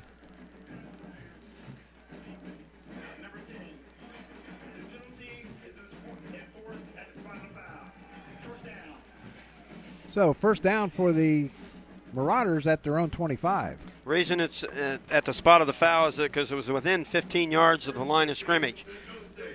Otherwise, it's a 15-yard penalty. There come the Marauders. Same setup as last time. Or no, the Kennebrews in the backfield. Kyle's going back to pass, firing over to the right side. Has a man open. And that goes to number 21 in Montego Johnson. I'll take that back. It's low. That was a really nice catch. He threaded the Miles with a good pass. He threaded the needle, threw it right between two defensive players for the Lions. Kyles will fake the handoff to Kennebrew. Now fire downfield. Has a man wide open and Wash, and he can't get it. Or no, that was Brandon Brock. Just could not catch up to it. Went right through his hands. He had some good air under that one and got the ball a little bit closer, but it went about a foot and a half or so outside the outstretched hands of the Marauder, and that brings up 2nd and 10. On the near side is Talik Battle and Twan Hines. There's Kyles, but coming back and firing over and incomplete over the head of Battle. To have a chance to catch that one, it was well high. He would have had to have been the giant from Jack and the Beanstalk to have a chance at that one. Brings up 3rd and 10 from the 35. No score first quarter. Central State and Lincoln. Central State with the ball. Hurry up offense for the Marauders as they get up to the line. They like to play fast. You got Xavier Price in the backfield now. Here's a throw over to Hines. He's got it at the 40, to the 45. Got the first down. Still on his feet. He dropped it. Picked up by Central State. That was really interesting. Hines was being hit, had the ball stripped from him. It popped right up into the air. But there was a Central State Marauder battle right there. It was Johnny on the spot and made the catch for a first down. Here's a handoff going to Kennebrew and a face mask. Couple of penalties flying in there. Looks like a face mask because Kennebrew got No, that wasn't Kennebrew. That was Xavier Price. Price got to the 47 or so. And that's, again, Central State in Lincoln territory, and they're moving the ball here in this possession. Let's see where they're going to mark it. We got 53.8 seconds to go. This is a major face mask, so it'll be 15 yards added on. And Central State will have the ball 1st and 10 at the 32 on the near hash mark in Lincoln territory. Here come the Marauders back up the line of scrimmage. Back in the backfield now is Xavier Price. Two receivers to the near side in Wash and Hines.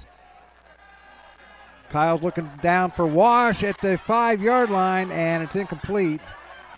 And Lincoln wanted a pass interference call, but they didn't get it. So it's incomplete. It'll be 2nd down and 10 at the Lincoln 32-yard line. Good battle down there for the ball as Johnson, I believe, was the defensive back, battling for the ball, and he had good position. Of course, it's either person's ball, and ball was just knocked away by both players, I would think. Kyle's flushed out of the pocket, looking downfield, and throws it away. Better part of valor there. He had a man open, but it was too late for him to get a chance to shoot it to him while on the run. So here we go again, 3rd and 10. 3rd and 10 at the 32-yard line.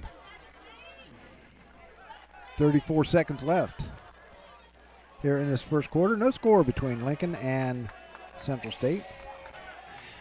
If I remember right, it was a tight game up over at Lincoln.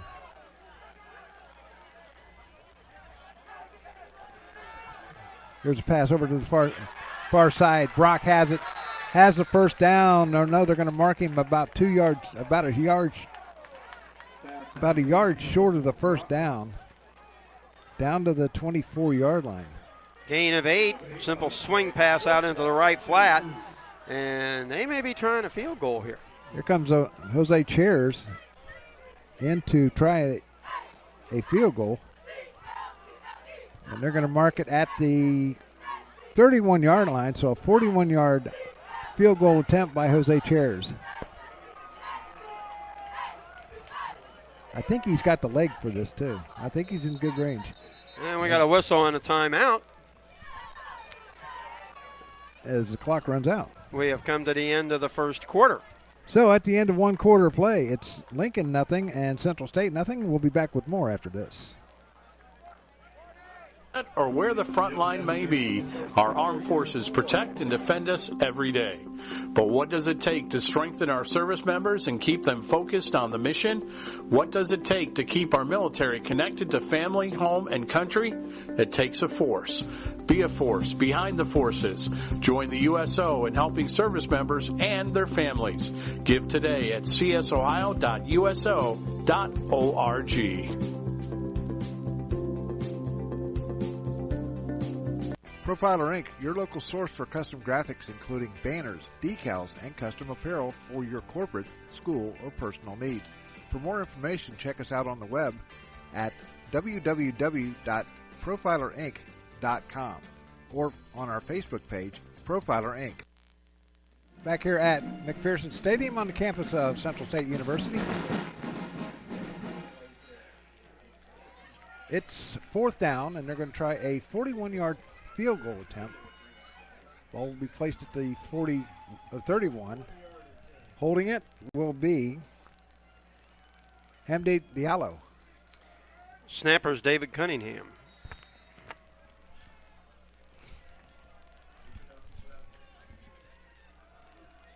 Good snap. Kick is up. It is just wide to the left. Just had just enough distance. So it'll be first and 10 for the Lincoln Lions at the 24-yard line. Their own 24-yard line, just underway here in quarter number 2. No score. I think we may have a ball game here. That would be my guess. So first and 10 for the Lions as they take the field as Isaiah Freeman comes in. In the backfield will be, looks like that'll be Samuel Jordan. Freeman calling the play. Fakes the handoff, rolling right, looking downfield, and he just dumps it across. He was looking for Jordan, who was running that way, but in as the safety valve, but he threw the pass short, and it'll be 2nd and 10. 2nd and 10 for the Lions, just underway here in quarter number 2. See Matt Digby from ABC 22 and Fox 45 or Dayton 24/7 now here. See highlights tonight on that.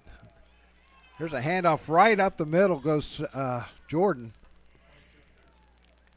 And he's got up to the 29-yard line, make it to 30. So 3rd down and about 4 at the 30-yard line. 3 receivers over to the far side, 2 to the near side. Nobody in the backfield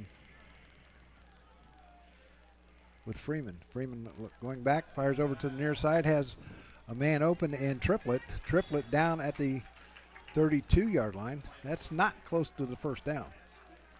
Good defensive play by the Marauders as they came up and tackled him, keep him from getting to that first down yardstick. 4th and 1 now. 14 minutes to go here in the first half. That is about a yard shy of the first down. So 4th and 1, and they send in the punt unit. Brandon Brock going back deep for the Marauders. Doing the kicking will be Drew Stevens.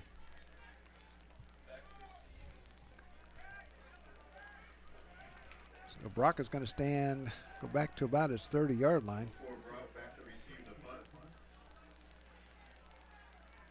think there's only been one punt today. That was by Central State. Nice kick, end over end kick. That's going to take a nice Lincoln bounce and go all the way down and into the end zone. Wow, 67-yard punt on that one. That was much better than his first effort, which went 24 yards. So much better job. But first and 10 for the Marauders. So it'll be first and 10 for Central State at their own 20-yard line.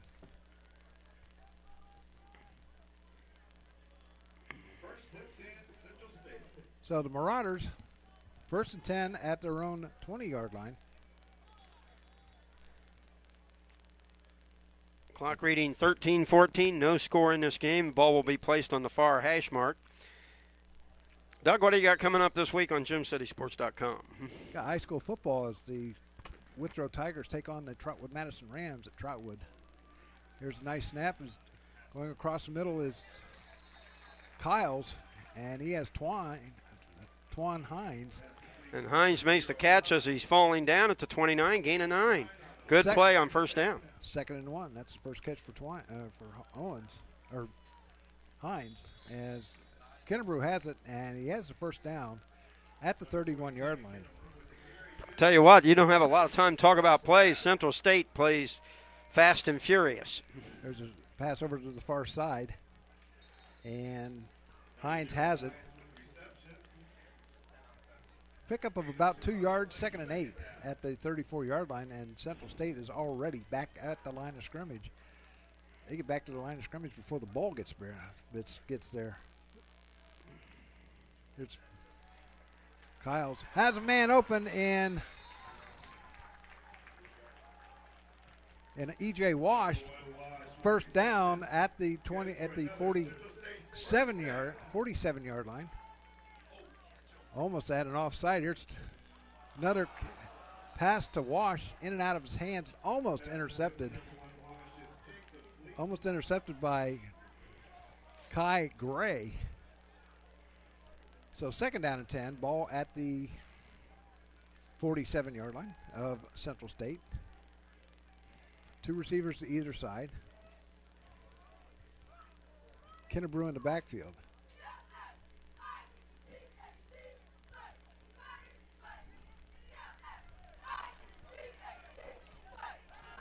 Kyles fires over to the far side, has Hines.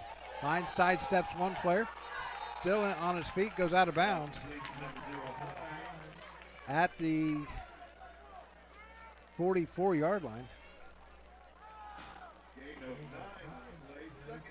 So 2nd and 9, or 3rd down and 1. 17 seconds from the end of the play to the snap. I'm just timing that to see how fast they're going. Kyles had a bad snap, and he's down at the 41-yard line, so the Marauders are going to have to punt it away. With 11:34 left here in this first half. No score. So going back to punt for the Marauders is Diallo. Timeout called by Lincoln. And we're going to take a timeout too back after this. No score here in the second quarter.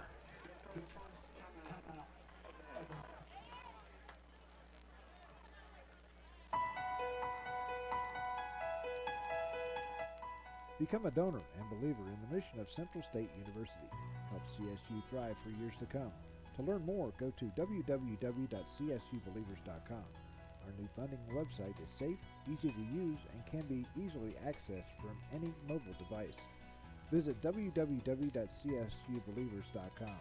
Become a CSU believer today.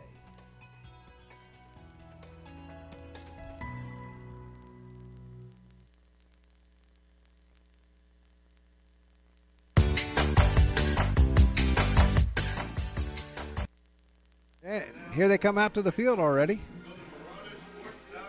So it's 4th down for the Central State Marauders. Diallo will boot it away.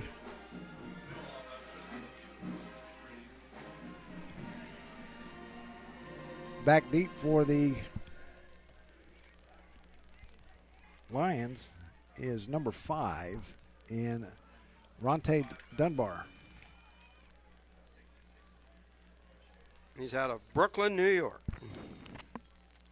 So Diallo will boot it away. He had a couple of good punts last week. Good snap. Kick is away. Almost got run into, but nobody touched him. Runner has it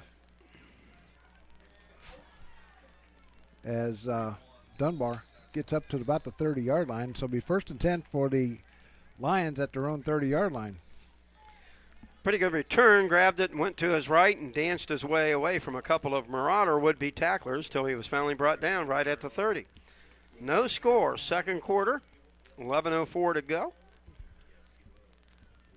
Central State and Lincoln with the ball. Lincoln out of Pennsylvania. Said it was about a 6-hour trip, I think. 11:04 remaining here in quarter number 2. Freeman in the backfield along with number 28 in Devon Allen. It's time to hand off to Allen. Allen's going to be stopped at the line of scrimmage, maybe pick up of 1. Allen was about 4 yards behind the quarterback, lined up straight behind him. Simple dive play right up the middle, and a gain of 2. So 2nd down and 8, ball at the 32-yard line. 10:47 remaining here in quarter number 2.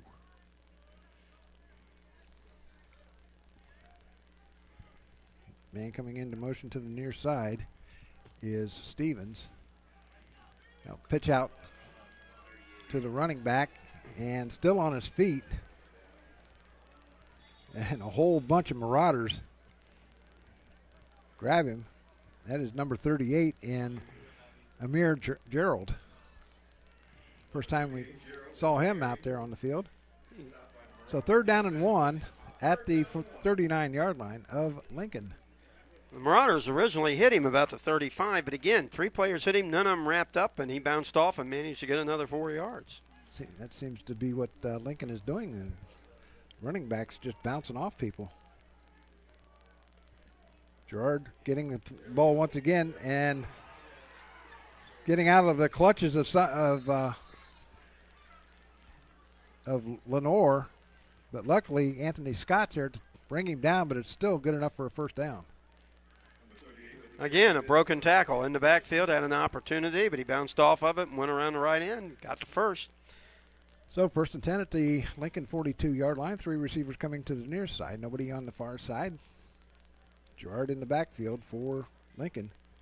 Freeman going back to pass, looking downfield, just dumps it off over to the far side to Gerard, and it's complete at the, where are they going to mark it at? At the 46-yard line of Lincoln. A pickup of 4, 2nd and 6. Lincoln driving. They're going from right to left on your dial. 2 receivers to the far side, 1 to the near side.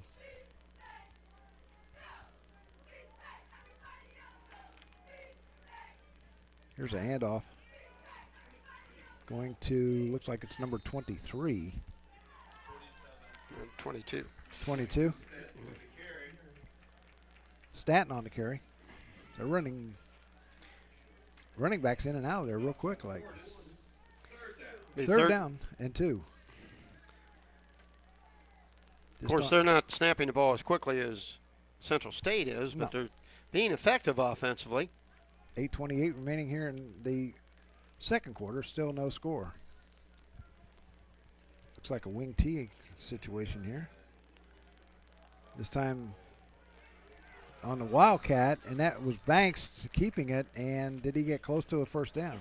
Get within a yard. It'll be 4th and 1 at the Central State 49. Ball on the far hash mark. We'll see if they opt to go for it. They've run the Wildcat a couple times with Banks, and it's been pretty effective. So 4th down and 1. Ball at the Central State 49-yard line. Have the band for you at the half. Once again, Wildcat formation. Banks 2 men winged left. Banks is going to keep it, and he's got the 1st down. And more. And he's still fighting for yardage. He went just off the left side, following those big offensive linemen and those 2 running backs that were winged that way, and picked up enough yardage for the first down, gain of 5. Down to the 44-yard line. With 7:27 left here in this quarter.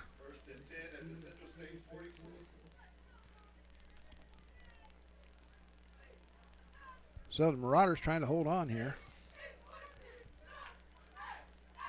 Scoreless first half so far.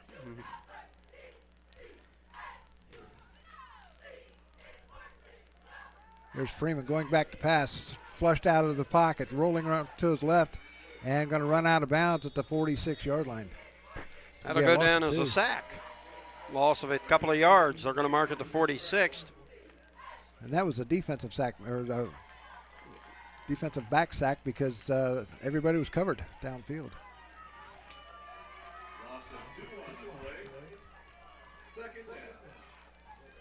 6:55 and counting. Well, not many college football games anymore are scoreless this deep into the game. No.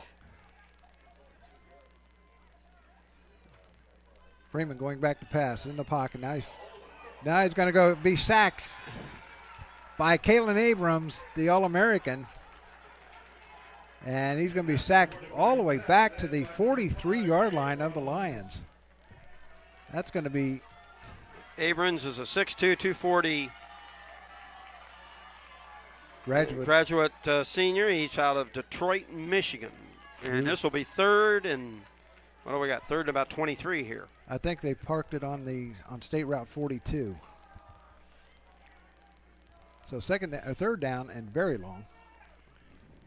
They got to get all the way to the Central State 34-yard line.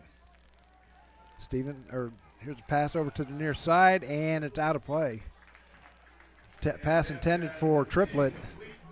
Good coverage by Anthony Mack once again. And that forced the incomplete pass, and Lincoln will punt. With 5:53 left here in this first half. I have the band for you at the half, I think. I know they're here. I haven't heard them, but I know they're here. So fourth down, and back deep is Brandon Brock, standing at about his 20-yard line.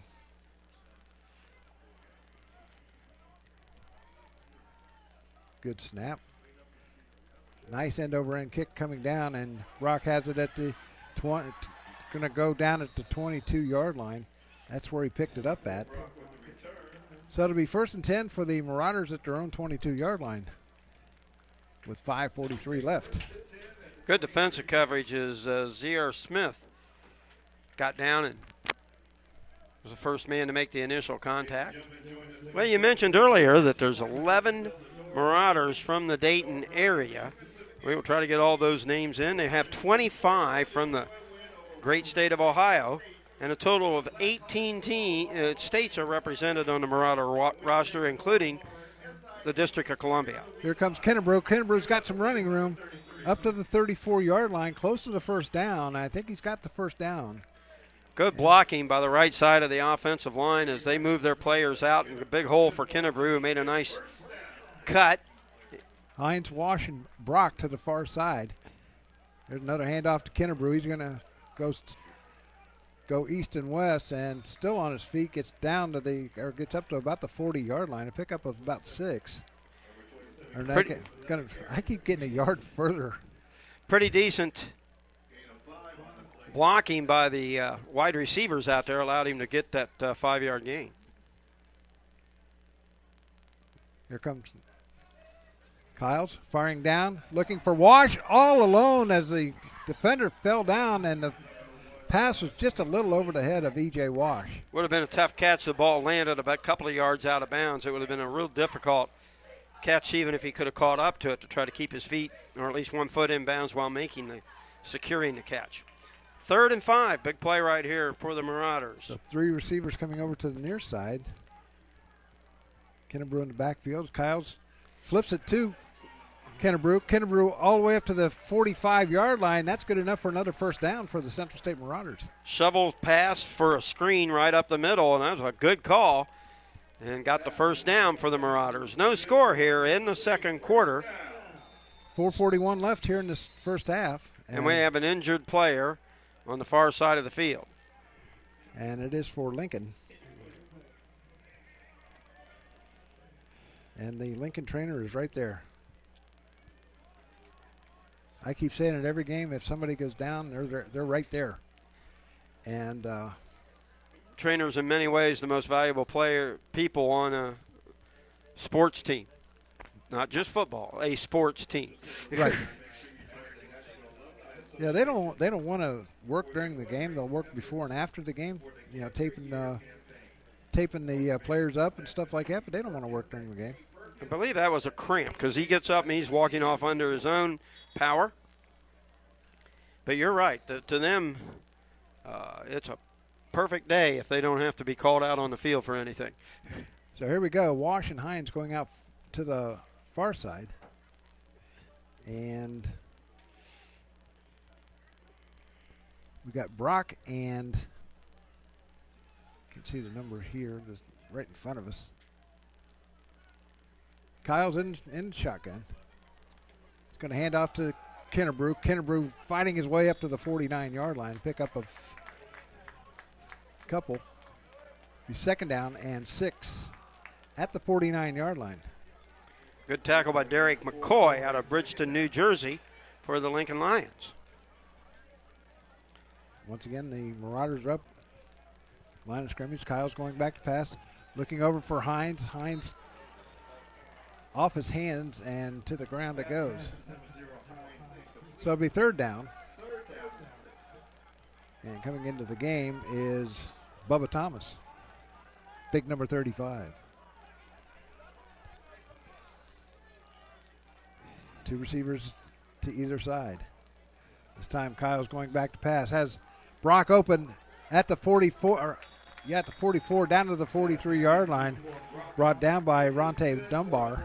Just a simple hitch pattern in the far right quadrant of the field, and just outside the numbers, caught the ball, got enough for the first down. Once again, three receivers. Here's Thomas. Thomas is going to be sacked in the backfield, back at the 50. So a loss of about 7, back to the 50-yard line. Lincoln wins that war. But they're going to mark it at the 48. At the line of scrimmage, and that time ends up in a 5-yard loss for the Marauders. Thomas out, Kennebrew in. Kennebrew sidecar left to Kyles. Now he's going to come over to the right side. Kyles going back to pass, looking downfield. Has all alone was Brandon Brock at a 35-yard line. Nobody was within 5 yards of him, and he overshoots him. Kyles has had a couple of opportunities with wide open receivers, but he's overthrown them every single time. He's got to need to work on that accuracy a little bit. Once again, Washington Hines to the far side. Still early season. Yep. Here's Kyles. He's going to dump it off to Kennebrew. Kennebrew to the 45, all the way down to the 40-yard line. Now that'll set up about a 4th and 7 for Central State. At the 41, make it 4th and 8. Screen pass to the right. So they're going to bring the kicking team out in Diallo. He'll boot it away, and he's hoping that will pin the Lions back deep into their own territory. Back deep for the Lions is Dunbar, standing at about his 9-yard line. Good snap. Kick is away. And Dunbar has it at the 5-yard line, or the 10-yard line. Made a fair catch. There's 2:27 left here in the first half. No score between Central State and Lincoln has the ball 90 yards away. 2:27 to go, and they have 2 timeouts left. So we'll see what they kind of do here. What do you have on Brookville Sports coming up this week? A pretty busy schedule. I think I got girls soccer Monday night, Brookville and Greenville. Thursday I got a volleyball game, Brookville and Eaton. And then Friday night, Brookville and Carlisle in football. We'll be on the air with that at 6:45. Where's that game at? That's at Brookville. Brookville served 3 games on the road. Now they got 3 games at home. Oh, okay. Here we go. Lincoln's got it. Handoff. Going up the middle to, that looks like it's Jordan. Number 14, Jordan will pick up about 3. 2nd and 7. Ball will be placed at the 13-yard line. 2:10 and counting here in this first half. No score. It's a slugfest here. If you like defense, you'll be liking this game. Oh, yeah. Once again, Jordan sidecar right. Now he's going to back up. And Jordan's going to get it, and he's going to be stopped at the 12. He didn't gain anything, if that. So 3rd down and 7. Timeout called by Central State. They have one left now. Central State, and with 1:36 to go here in this first half, we're going to take a break. Be back with more after this. You're listening to the Central State Marauders on the Gem City Sports Network.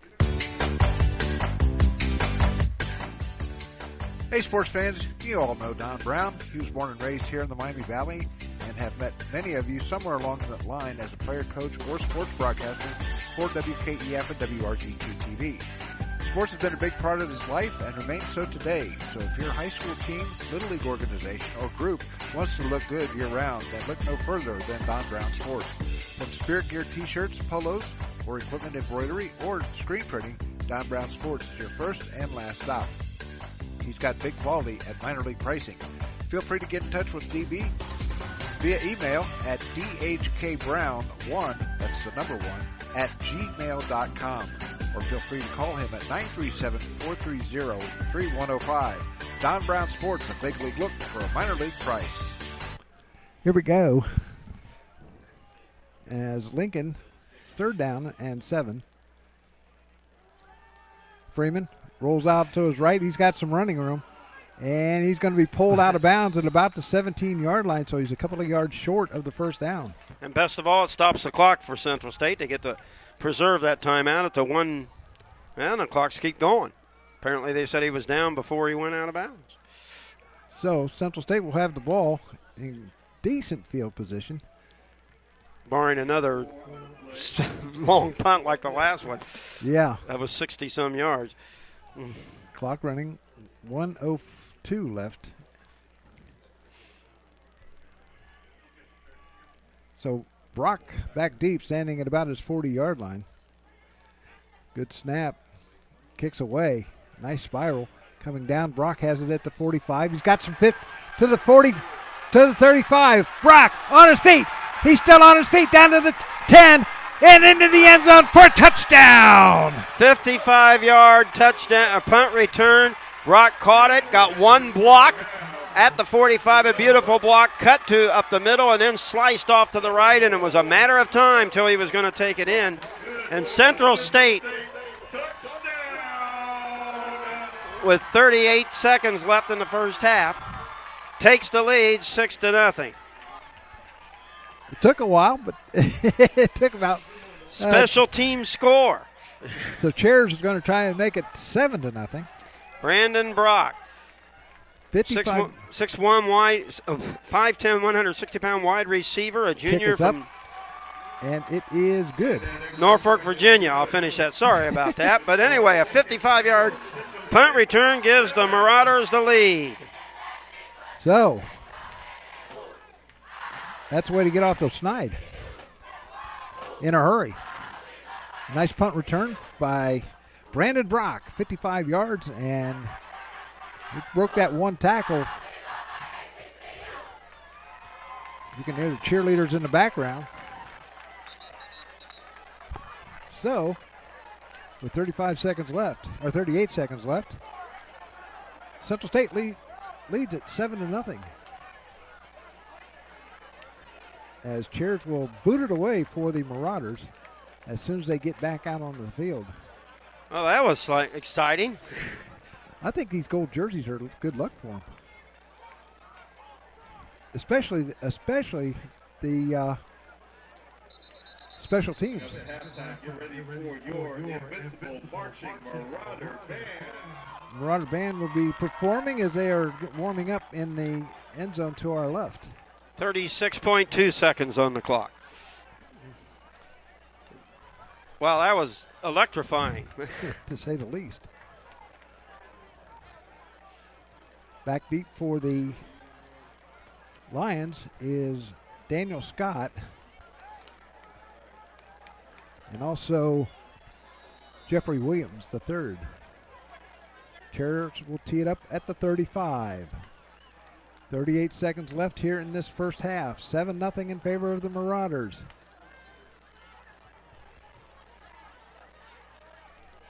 Sound like a pretty good crowd on hand. Here's a squibber.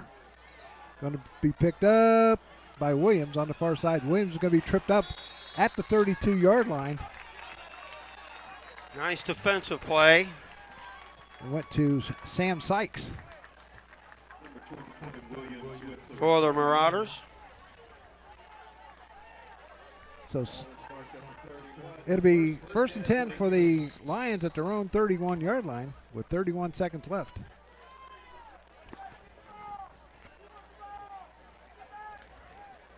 And now you play the prevent defense and try to go to the halftime with the lead of 7-0. So Freeman has two receivers to either side, or two to the far side, three to the near side. Nobody in the backfield with Freeman. He's going back to pass, looking over to the near side. Being flushed out of the pocket, now fires over to the near side. Almost intercepted by number 24 in Anthony Mack. Looked like he was trying to throw the ball 24 to seconds. Rashawn Cook, but it was over his head, and Mack was closer to it than anybody. So it'll be 2nd down and 10. Ball at the Lincoln 31-yard line with 24 seconds left. To the near side is Rashawn Cook. Two to the far side. Here's a handoff up the middle, and the running back is not going too far, but maybe 2 yards. Gain of 2 on the play. And Doug, that'll probably do the first half. I don't think they're going to run another play. And it's going to be 3rd down, 6-5-4, and that's it. So your score at the half is the Marauders 7 and Lincoln 0. And we'll be back with the invincible Marching Marauders right after this. We know that purchasing a new system is a big decision. At McAfee, we feel you should only have to make it once. That's why we offer lifetime, worry-free coverage on new McAfee systems. Never a charge for repairs, never a charge for maintenance, not even a charge for filters. And when the day comes the system needs replaced, you're covered. Any season, any time, McAfee. Contact McAfee Heating and Air at 937-438-1976 or www.mcair.com or 1-800-AIR-REPAIR. Profiler Performance Products is an all-American manufacturer of racing cylinder heads and intake manifolds. From two-time Drag Week winner Jeff Lutz to the winningest bracket champions like Disco Dean Karn, Profiler Performance has become the overwhelming choice of drag racing's best-known name.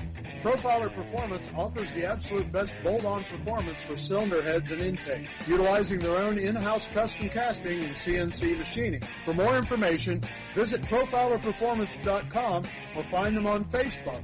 Profiler Performance, they make power they haven't even used yet. Why do you exercise? To look better? To feel better? To drop a few pounds? To train for an event? To defy age? Or to keep your ability to say yes to the things you love to do? Whatever motivates you, G&G Fitness Equipment is here to get you there. Treadmills, ellipticals, rowers, bikes, home gyms, and accessories. We'll pair you with the right equipment, teach you how to use it, and be there every step of your fitness journey. G&G Fitness. Your goal is our goal. Central State is the most affordable four-year public university in the state of Ohio. With stellar academics and affordability, we provide a high-value education to our students. Back here at McPherson Stadium, your score at the half, 7-0 on a 55-yard punt return by Brandon Brock. And we'll have the halftime stats coming up for you as the invincible Marching Marauders are about ready to take the field for the first time this year here at McPherson Stadium. They did a great job last week up at Canton. And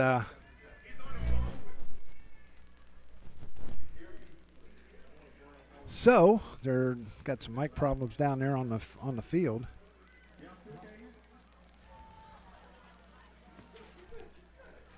So, let's switch this out for a second.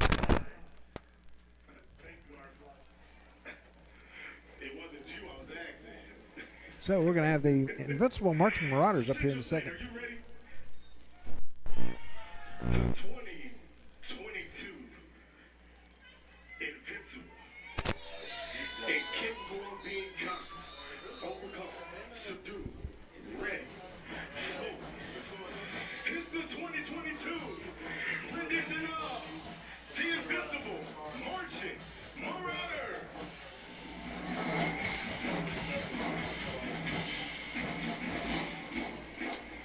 You guys need a set sheet on? Let's turn up.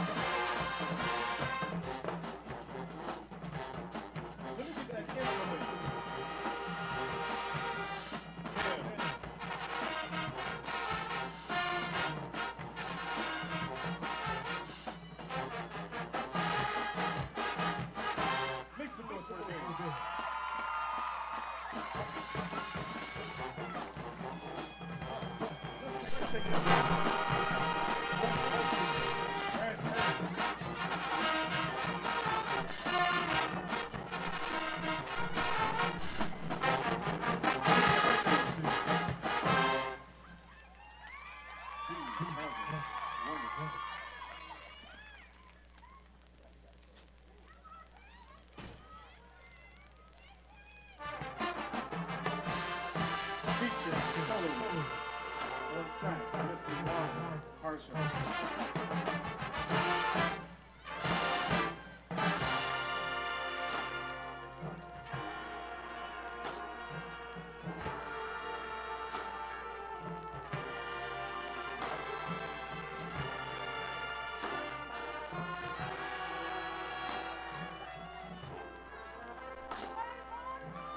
Make some noise for Mr. Mark Harsham.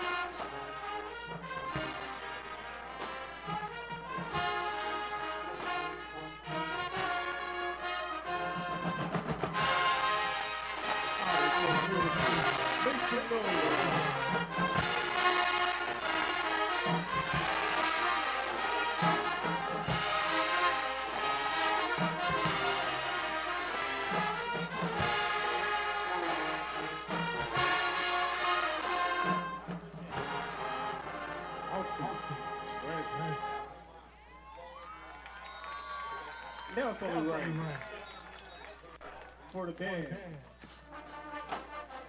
to give you some notorious stuff.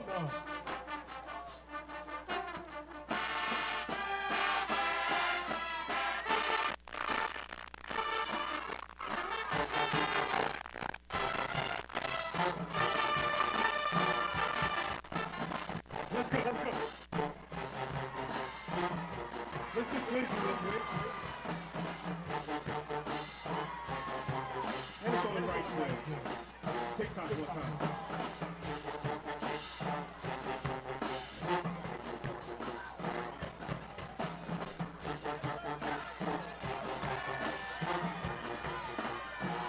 And now.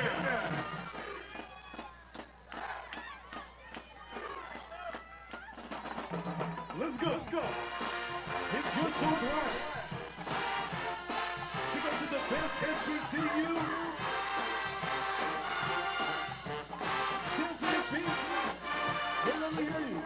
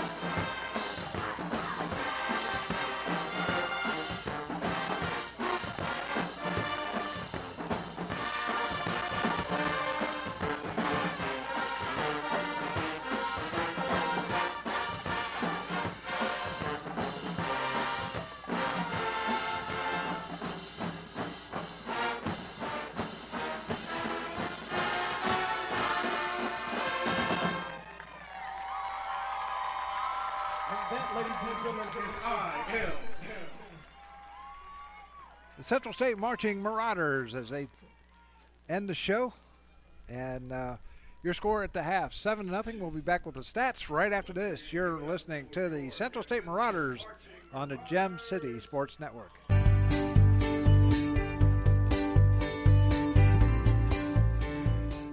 A Special Wish Foundation of Dayton has a new name. It is now a Special Wish Foundation Dayton and Southwest Ohio chapter.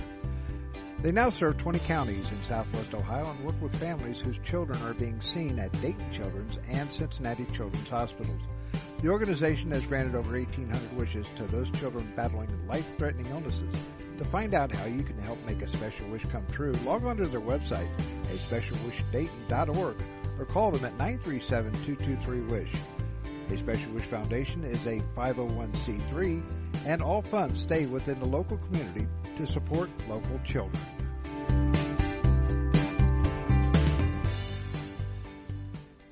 Profiler Inc., your local source for custom graphics including banners, decals, and custom apparel for your corporate, school, or personal needs. For more information, check us out on the web at www.profilerinc.com or on our Facebook page, Profiler Inc. No matter the threat or where the front line may be, our armed forces protect and defend us every day. But what does it take to strengthen our service members and keep them focused on the mission? What does it take to keep our military connected to family, home, and country? It takes a force. Be a force behind the forces. Join the USO in helping service members and their families. Give today at csohio.uso.org.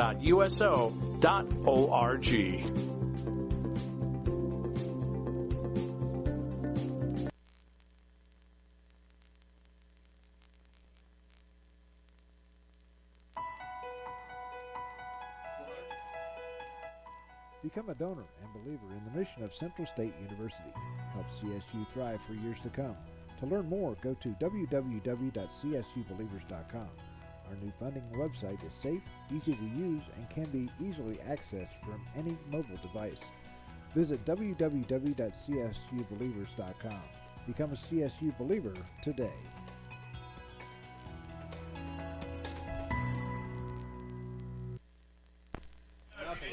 Back here at McPherson Stadium on the campus of Central State University, our score is 7-0. The Marauders leading it in first half stats. And I tell you what, stats look pretty good. It really is. First downs, it's really close. 9 for Central State, 7 for Lincoln. Rushing yards, Central State only with 10, Lincoln with 80. Passing yards, Central State with 90 and Lincoln with 33. So the total yards, 100 for Central State and 113 for Lincoln. So it's very close. Lincoln's had 39 snaps, Central State 33. Neither team's fumbled the ball yet. Well, there was that one muff.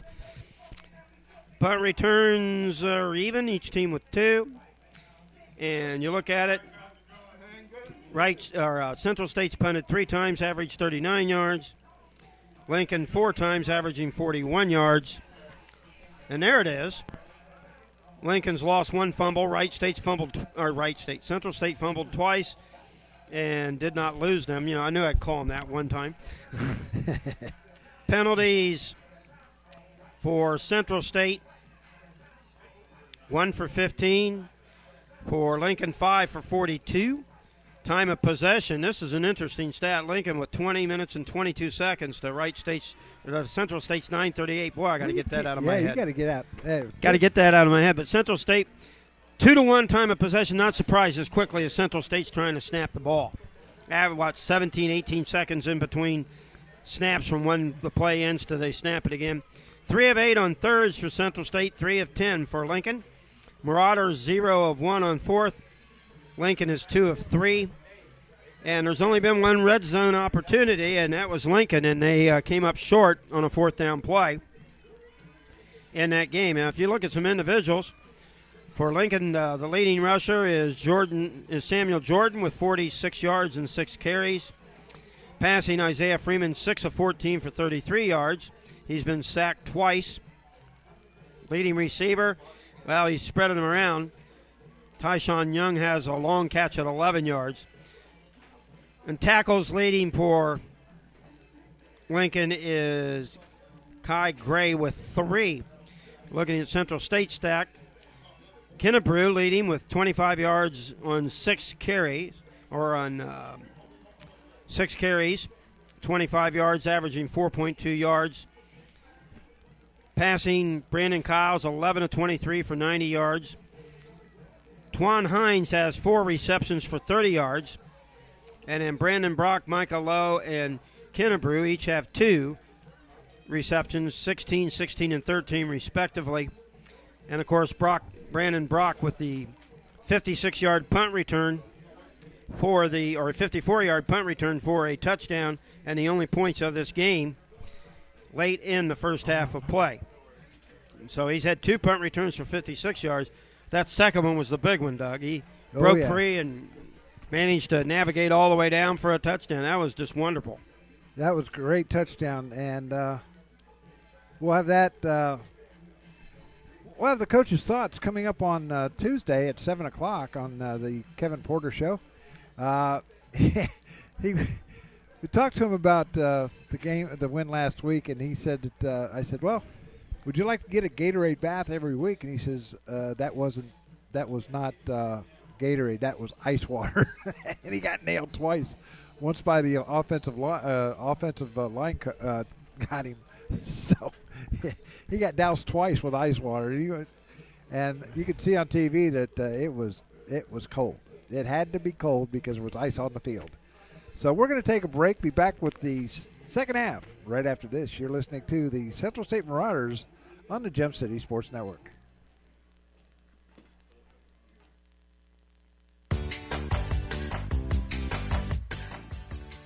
Hey, sports fans, you all know Don Brown. He was born and raised here in the Miami Valley and have met many of you somewhere along that line as a player, coach, or sports broadcaster for WKEF and WRGT-TV.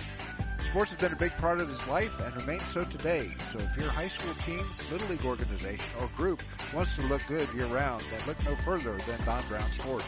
From spirit gear t-shirts, polos, or equipment embroidery, or screen printing, Don Brown Sports is your first and last stop. He's got big quality at minor league pricing. Feel free to get in touch with DB via email at dhkbrown1, that's the number 1, at gmail.com. Or feel free to call him at 937-430-3105. Don Brown Sports, a big league look for a minor league price. We know that purchasing a new system is a big decision. At McAfee, we feel you should only have to make it once. That's why we offer lifetime, worry-free coverage on new McAfee systems. Never a charge for repairs, never a charge for maintenance, not even a charge for filters. And when the day comes the system needs replaced, you're covered. Any season, any time, McAfee. Contact McAfee Heating and Air at 937-438-1976 or www.mcair.com or 1-800-AIR-REPAIR. Profiler Performance Products is an all-American manufacturer of racing cylinder heads and intake manifolds. From 2-time Drag Week winner Jeff Lutz to the winningest bracket champions like Disco Dean Karn, Profiler Performance has become the overwhelming choice of drag racing's best-known name. Profiler Performance offers the absolute best bolt-on performance for cylinder heads and intake, utilizing their own in-house custom casting and CNC machining. For more information, visit ProfilerPerformance.com or find them on Facebook. Profiler Performance, they make power they haven't even used yet. Central State will have the ball to start this second half. Or at least they'll receive the second half kickoff, Doug. Yeah, back deep for the Marauders is number 30 and Xavier Price and Brock and Brandon Brock.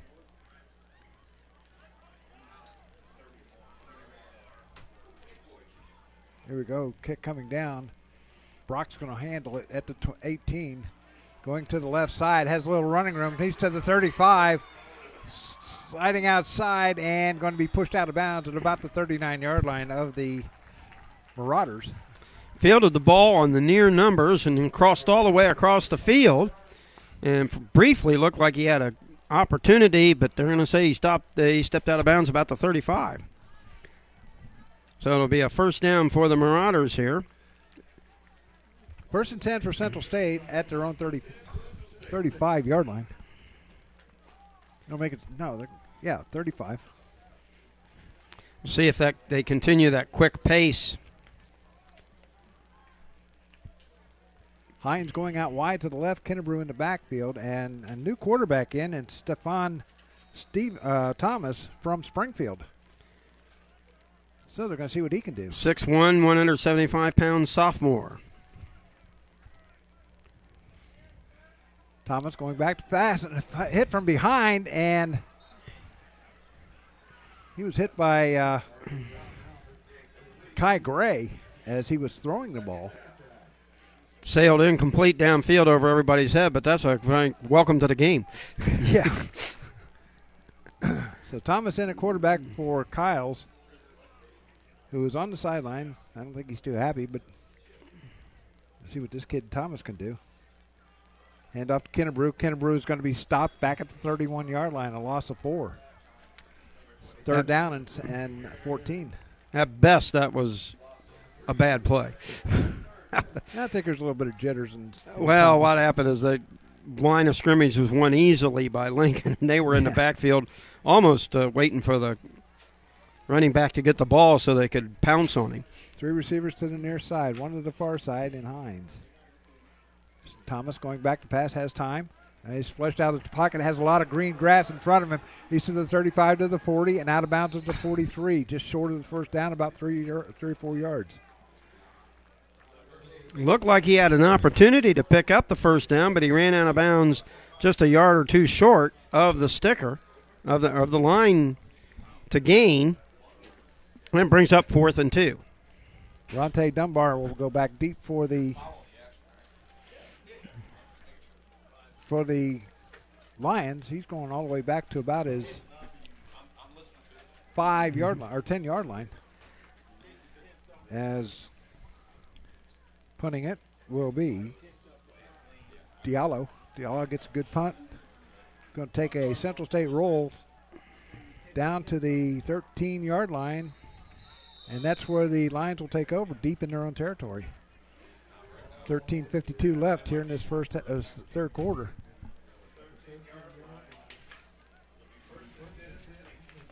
If you get a chance, pick up a Dayton paper tomorrow. See the story from Tom Archdeacon. Great writer for a long time. He's been all over the world.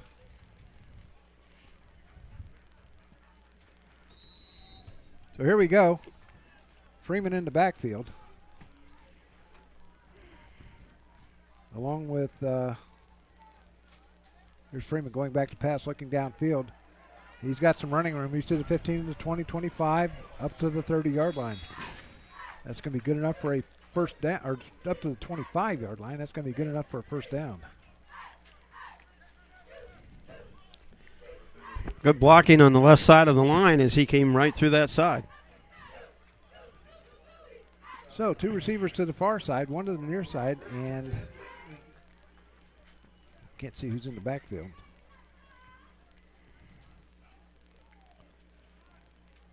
Here's a handoff to the running back. Coming around, and it is number 38 in Amir Gerald. Gerald out.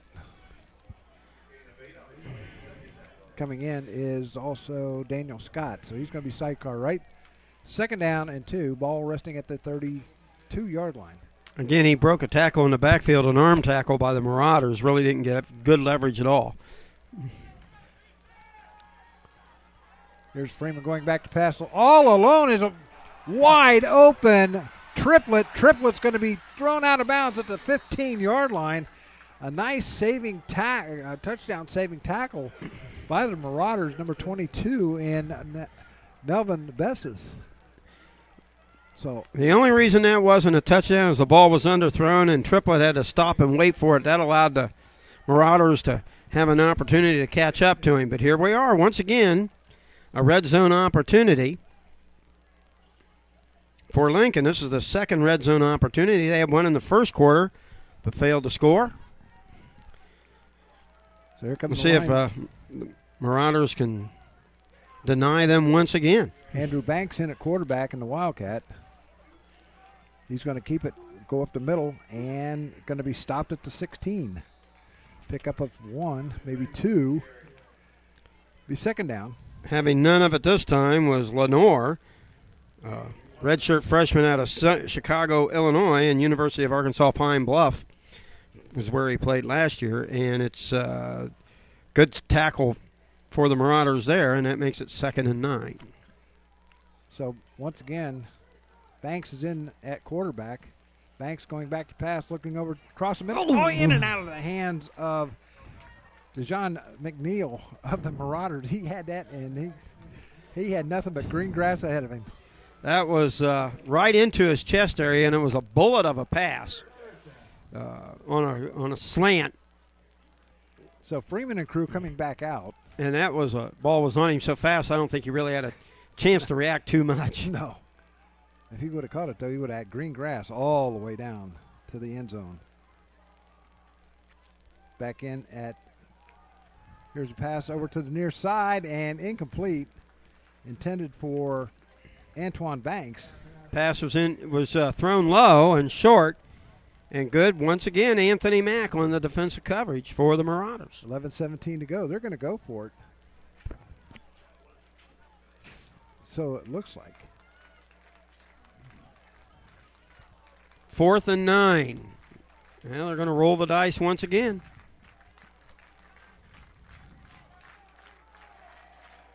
So here come the Marauders up to the line of scrimmage, trying to hold. 4th and 9. Here's Freeman going back to pass, looking down into the end zone, firing and overshooting the intended receiver in Demir Triplett. So the Marauders hold. They still lead 7-0 with 11:17 to go here in this third quarter. That was a real good defensive stand by the Marauders.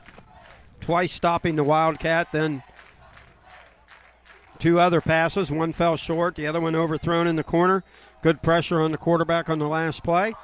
So Central State with a possession once again here in the third quarter. Once again, Stephon Thomas back in at quarterback for the Marauders.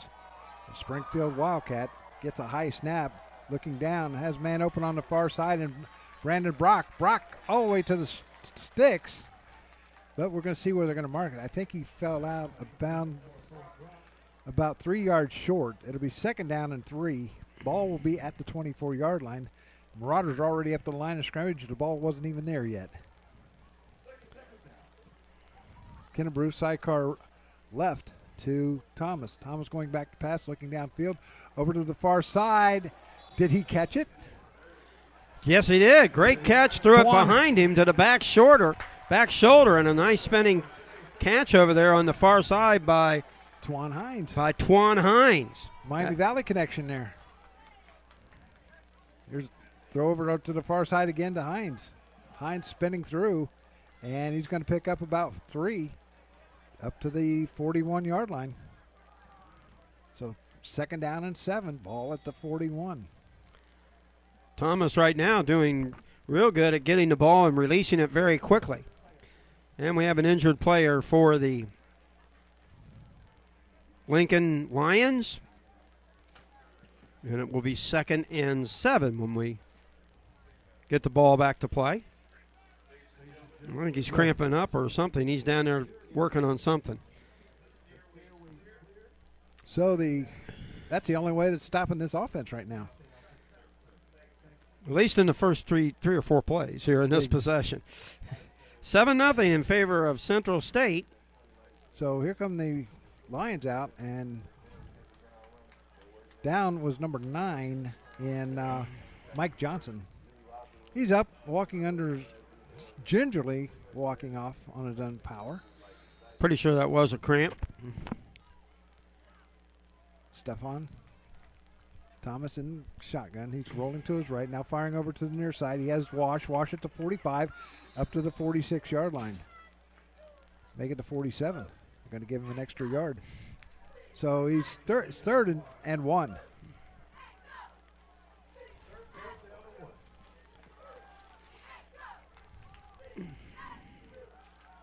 Here's a handoff. Thomas is going to keep it himself, and he may be just short of the first down. started into a slide back at the 47-yard line when he had to get to the 48, and that'll make it 4th and 1. He had the distance, but he just went down a little too early. And so they're going to send the punt team out. Diallo will come out. 4th and 1, ball at the Central State 47-yard line. Going back deep is Dunbar for the Lions. Marauders lead at 7-0 with 9:39 remaining here in this third quarter. High snap over the head of Diallo. He's going to have to fall on it, and he does so back at the 17-yard line. So Lincoln's going to have great field position back at the Central State 18-yard line. Well, special teams has been unbelievable today. Had obviously the punt return for a touchdown. We had a punt of, 60-some, about 60 yards by Lincoln, and now we've got a bad snap and goes over the head, and it sets up Lincoln inside the red zone at the Marauder 18-yard line. We'll see if the Marauders can hold this time. We're going to take a break. Be back with more right after this. 7-0 is our score. Central State leading. Why do you exercise? To look better? To feel better? To drop a few pounds? To train for an event? To defy age? Or to keep your ability to say yes to the things you love to do? Whatever motivates you, G&G Fitness Equipment is here to get you there. Treadmills, ellipticals, rowers, bikes, home gyms, and accessories. We'll pair you with the right equipment, teach you how to use it, and be there every step of your fitness journey. G&G Fitness. Your goal is our goal.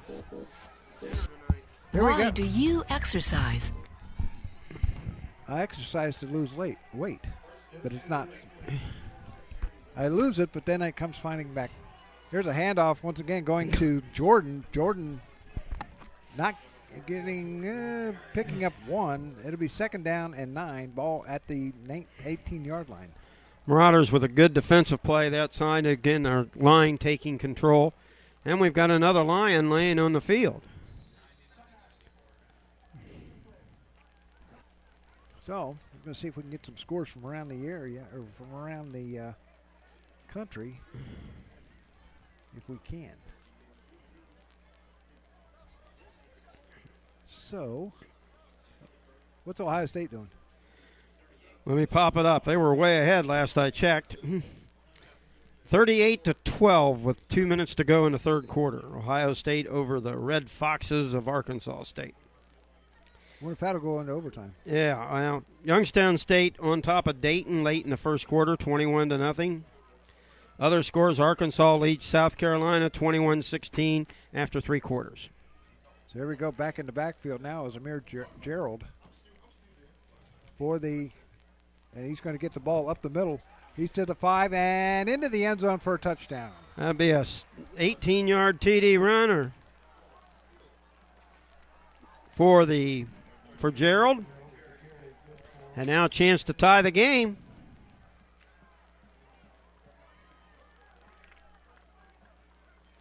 So, looks like they may be going for two.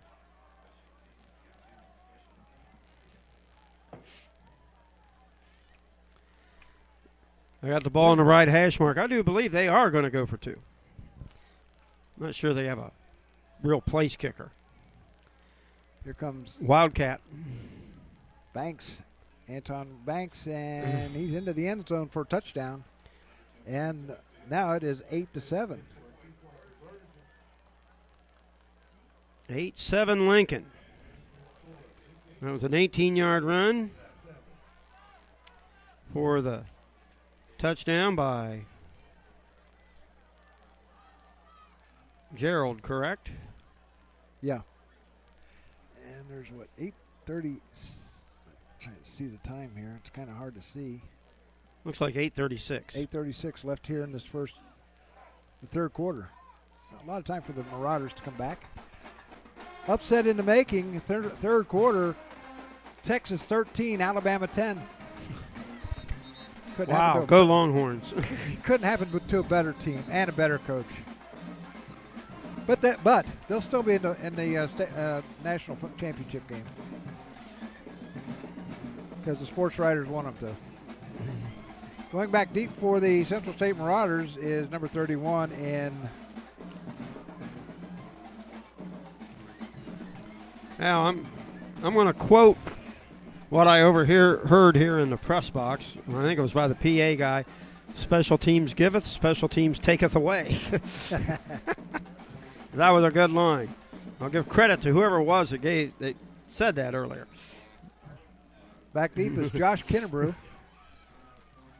And also Brandon Brock.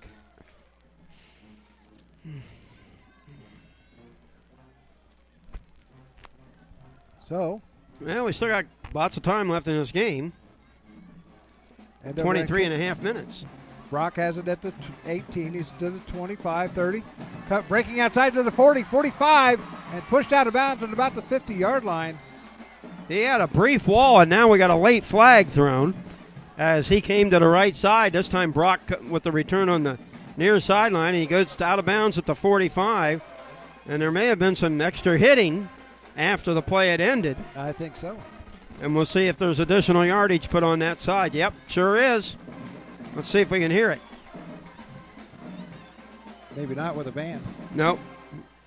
Our next serve up is kicking team, number 27. 15-yard penalty from the end of the play. First down, Central State. Okay. Don't know exactly who it was on, but we know that team-wise it was an extra hit out of bounds, late hit out of bounds, and that makes it a first down for Central State in Lincoln field position. They need to take advantage of this. Trailing 8-7. Kyles is back in at quarterback now for the Marauders. He's going back to pass, looking over to the near side, has Brock incomplete. Underthrew that pass. He had him wide open, but he threw it short.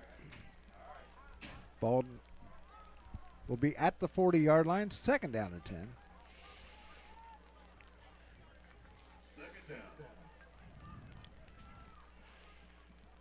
Kyle's out for a couple series. Kyle's going back to pass. Looking downfield, he's going to be flushed out of the pocket. Looking down, and he's going to be dropped back at the 45-yard line, a loss of about 5. Sack on the play, on the pursuit. So it'll be the third down and 15 at the 45-yard line. Not the way the Marauders wanted to go.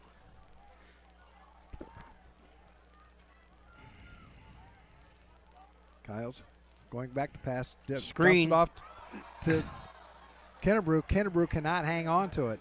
He made the fatal mistake of looking up before he caught the ball and secured the ball, and that resulted in a drop. So now back to punt will be Diallo. Back deep for the Lions will be Ronte Dunbar.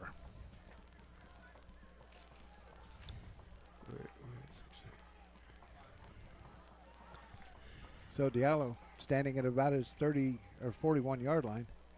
Good snap. And this one's blocked. And Lincoln's going to have great field position once again, this time at the Central State 42-yard line. Jeffrey Williams III, a redshirt freshman from Braddock, Pennsylvania, came running in from the left side, and he got stretched out and blocked that ball easily. So the last two punt attempts by the Marauders has resulted in disaster. A bad snap over the head, getting Lincoln set up inside the 20, and this one's blocked and then brought down, recovered at the 42 for Lincoln. So it'll be first and 10 for the Lions at the Central State 42-yard line with 7:36 left here in this third quarter. 8-7 in favor of Lincoln. That resulted on a 2-yard or a. They're going to mark it back to the 24-yard line. Second and 8. I think the band had a little bit to do with that too. So still 4 down territory. Right. Well, they got 2 plays to pick up the 8 yards. They got to get to the 15. Third and 8 from the. Under 5 seconds to go to snap it.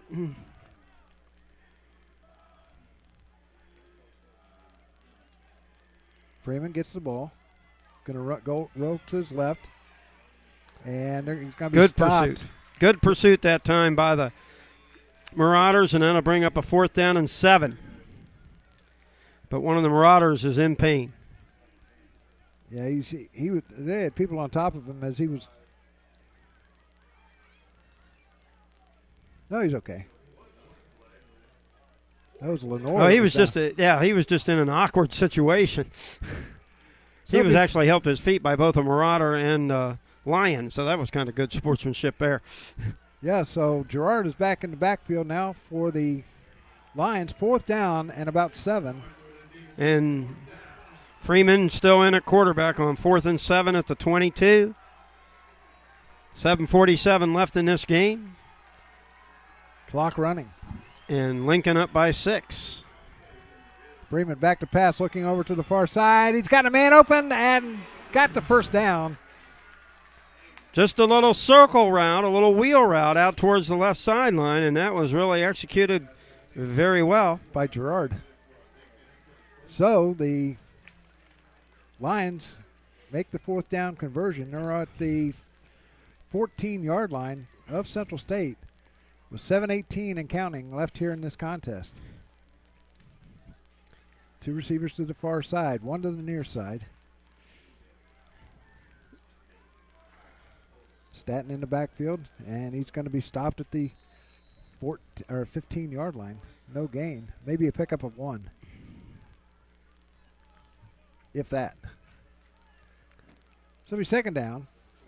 Now the Marauders absolutely have to have a stop right here. Yes. They got 5:47 left. Make that 6:47 left.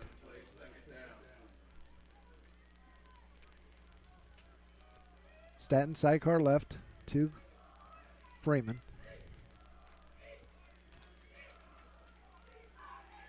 Now he goes sidecar left. Good snap. It's Freeman going to his left. Pitches over to the far side. And out of bounds goes Staton. At the 10-yard line, it'll be 3rd and 5. Maybe. They're marking it at the 10. Yard marker's got it at the 11. So 3rd down and 5 from the 10-yard line. Staton sidecar right now to Freeman. So you look over to the left side, over to the coach, and now Staton goes in deep into the backfield. Nope, sidecar left now. And Freeman's going to take it and dump it off over to the far side to number 37 in Tyshawn Young Lovelace. And he's got the 1st down. So it's 1st and goal at the 5. With 5:26 left here in this 4th quarter. As they're going to bring in Andrew Banks and the Wildcat. Staton coming out. Also in the backfield is number 37 in Tyshawn Young Lovelace. Nope, he's not. Banks is all alone back there. Banks is going to keep it up the middle, and he is going to be stopped at about the 2. No, he's still on his feet. They've blown it dead at the 2-yard line. It'll be 2nd and goal there as they went with the big package once again. Just letting Banks run with it in that Wildcat formation. 4:45 remaining here in the 4th quarter. 22-14. So defense has to hold right here. 2nd and goal. Ball at the 3-yard line. Make it to 2. Banks will probably keep it again, and he goes right up the middle and going to be stopped.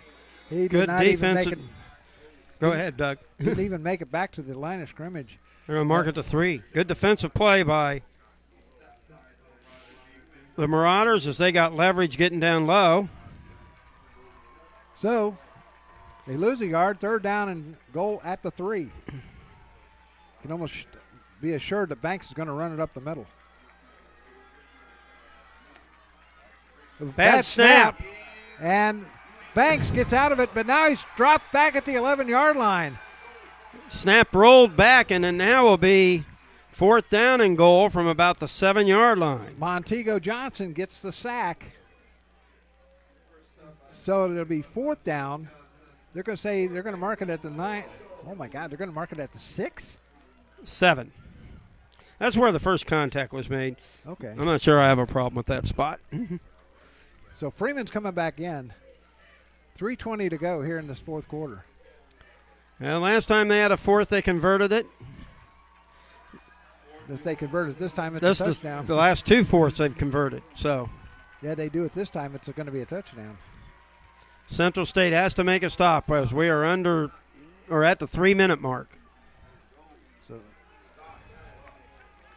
Freeman going back to pass, looking over, and incomplete. And a penalty marker's coming in after the play was over with.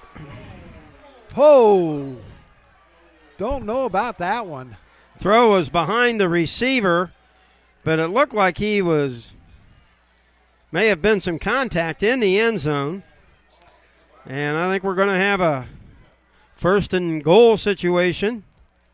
Merry Christmas. Or maybe not. Merry Christmas a few months early on that one. That did not look like a good play at all. Good call by the officials. But that we're way up here. So here it comes. Number 14, the foul occurred in the end zone, is enforced from the 2-yard line, includes automatic 1st down. So a nice gift to the Lincoln Lions right there. So once again, in the Banks is in. So the Marauders have to hold him again, and they stop him. They do not get in. Down at the 2-yard line, no gain. Something came squirting out of there. It was a helmet. I thought for a moment it was a football. But now it's Banks, I think. Yeah, Banks' helmet came off. So he'll be out for the next play. So it looks like Freeman is coming in at quarterback. 2:15 left. Clock moving. Marauders find themselves down by 6, 20-14. They had their full complement of timeouts here. In the backfield is Devon Allen. And somebody moved, and that one might be a false or an encroachment. Yep, encroachment on Central State. That'll take it half the distance to the goal.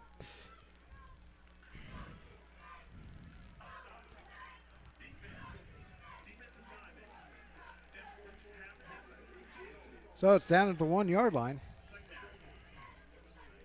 2nd down and 1 at the 1. Clock running with 2 minutes to go. Not looking good for the Marauders here today. And that the optimism, or they were very optimistic about coming into this one after beating Lincoln last year. So again, the Wildcat formation. Banks coming over to the near side. He's going to be stopped again. Gets to the 1. No, it looks like they're going to mark it at the 2. And now I think Central State's going to start calling timeouts. Timeout. Central State. Their first timeout. So Central State calls the timeout. We're going to take a timeout too back after this. Please put 1:36 on the game. Hey sports fans, you all know Don Brown. He was born and raised here in the Miami Valley and have met many of you somewhere along that line as a player, coach, or sports broadcaster for WKEF and WRGT-TV. Sports has been a big part of his life and remains so today. So if your high school team, little league organization, or group wants to look good year-round, then look no further than Don Brown Sports. From Spirit Gear t-shirts, polos, or equipment embroidery, or screen printing, Don Brown Sports is your first and last stop. He's got big quality at minor league pricing. Feel free to get in touch with DB via email at dhkbrown1, that's the number 1, at gmail.com. Or feel free to call him at 937-430-3105. Don Brown Sports, a big league look for a minor league price. So here we go, 3rd down. At the 2-yard line. We're making the 1-yard line. Crowd coming alive, yelling defense. Another snap, and Banks does not get in again. They're going to stop him about a foot short, and it will be fourth and goal. So 125 and counting. Timeout called once again, I think. So another timeout, Central State. We're going to keep it right here. Next week, the Marauders travel to Bluefield State. Whoa! So game clock back to 127. We'll get a real chippy out there. Next week, the Marauders will travel to Bluefield State to take on Bluefield. And then we'll return home next, 2 weeks from today, as they will take on Miles. There will be no video stream on the CSU streaming channel because ESPN Plus or 3 will be here. So, but we will have it here on radio1.gemcitysports.com. Also coming up on Tuesday, we will talk to Kevin Porter about today's game and look ahead to Bluefield State. We have 127 left here in this fourth quarter. 20-14 as the Central State Marauders defense is standing tall right now. It's down inside the 1 yard line. And you know it's going to be given to Banks. Unless they change things up. So the Marauders, big fourth down play. This is the game. Here's the game right here, folks. Banks is in there at quarterback.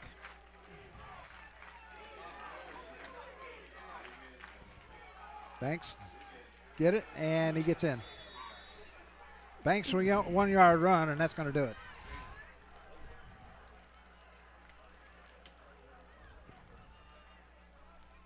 So I think that was a gift. So Lincoln, Banks a 1 yard run.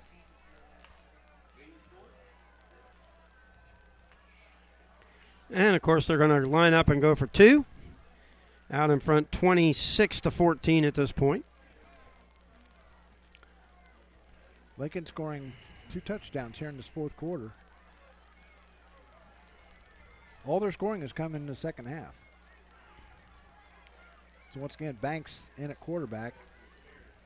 Going to throw over to the right side and knocked away and out of play. And the pass fails. So the Central State finds themselves down 26-14 with how much time left? I can't see. 1:23.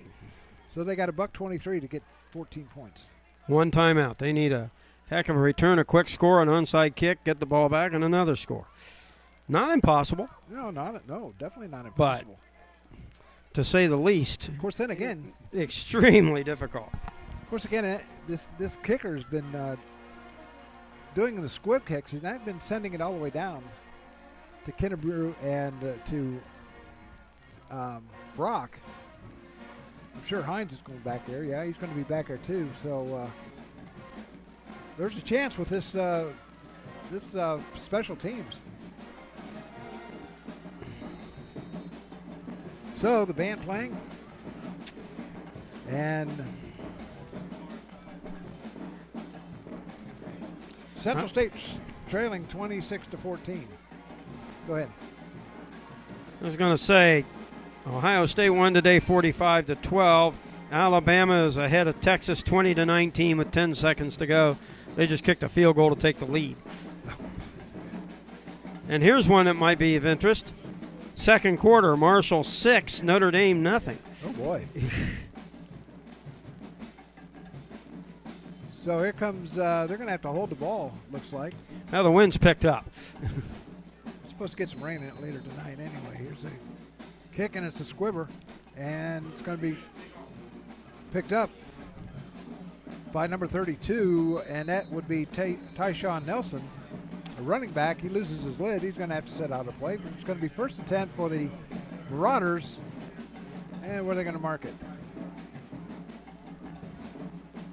Mark it back at the 40-yard line.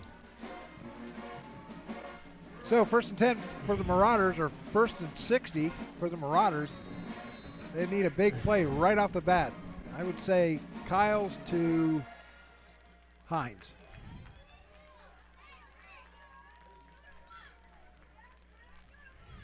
So Kyles gets the snap, looking downfield. A little punt as they get it to Kennebrew. Kennebrew's on the move. Kennebrew's to the 45, down to the 40 of Lincoln. Nice shovel pass, screen pass in the middle, and Kennebrew with some nice dancing magic. And we got an injured Lincoln player. Yeah, he's having a little trouble get up. Thought I saw the snap of the clock at 1:17, and it still says 1:17, but I might have been wrong. Anyway, it'll be a first down for Central State at the 40. 1:17 of left Lincoln. And the injured player is number 10, Cantrell Pierce. And I don't see the Lincoln. Yeah, he's got to go out.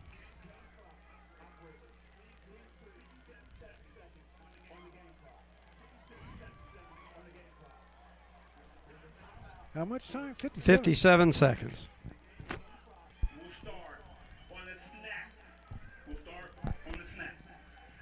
So they run 20 seconds off the clock, so it's 57 seconds left. Kyle's back in the shotgun. Kyle's looking downfield. He's going to take off, and he's going to be sacked. And that was a killer. Back at the 46-yard line. Sacked by number 9 and Mike Johnson. And Central State calls their final timeout with 42 seconds left. Yeah, we'll see if they 48. reset that. 48 seconds left.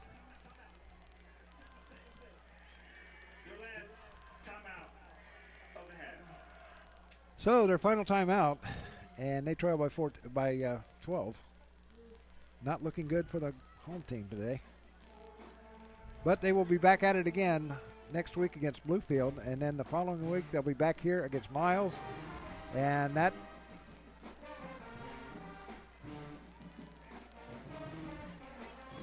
I don't know what changed between last week and this week.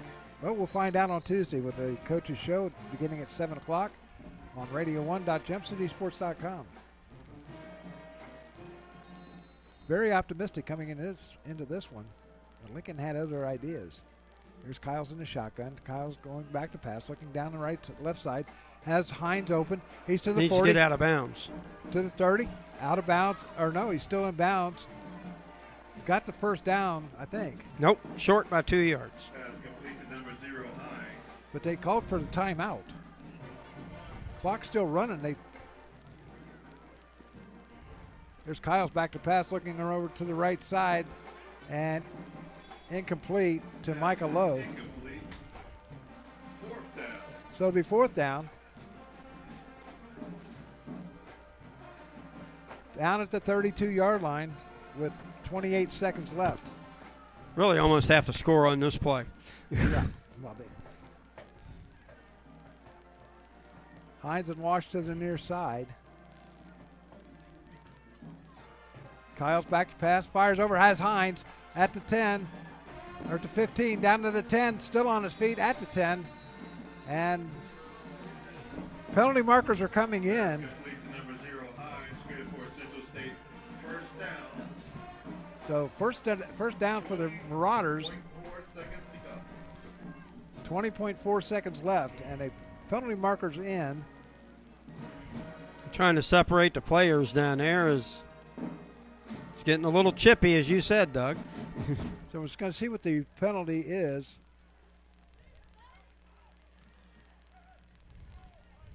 Send it down to the referee.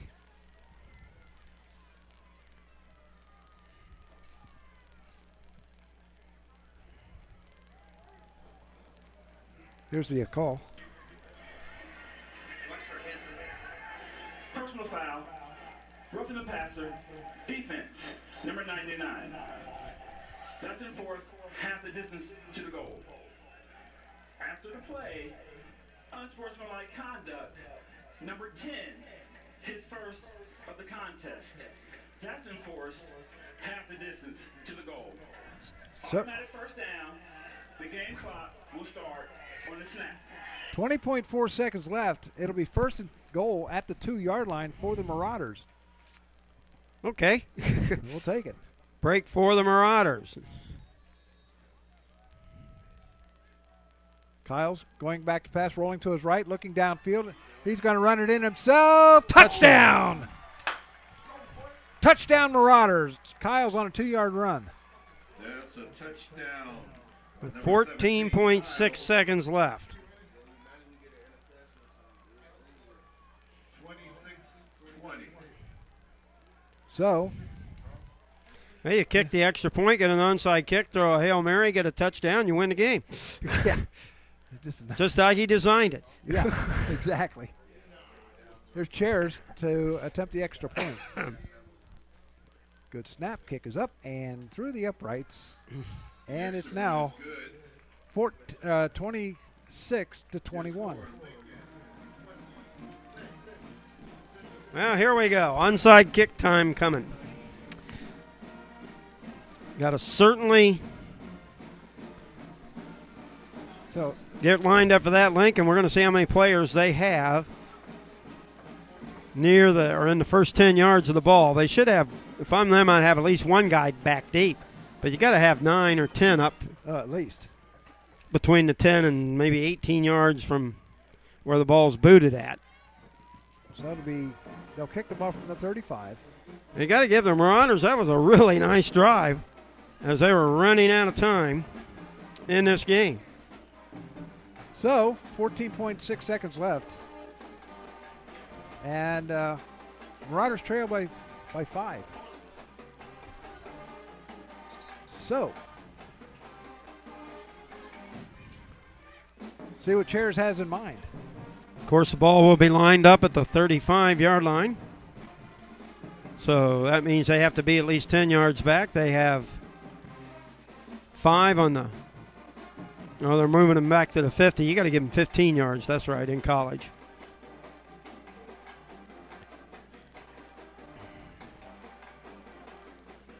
So. Oh, wait a minute. See, he gave him, I thought so. It was 10 yards. Yeah. So. Yeah, that would be a big one. That 5 extra yards would be huge. Oh, yeah. So. But it's got to be 10. Chairs is going to set it up on 35. Okay, they have 2, 4, 6, 8 players 10 yards away, 3 between 14 and 18 yards away, and 24 yards away. And then one man, nobody way back deep, just the official. There's the whistle. 14.6 seconds left. And a timeout called by Lincoln. So neither team with a timeout left. So. We'll see how they set it up. So we'll see what happens here.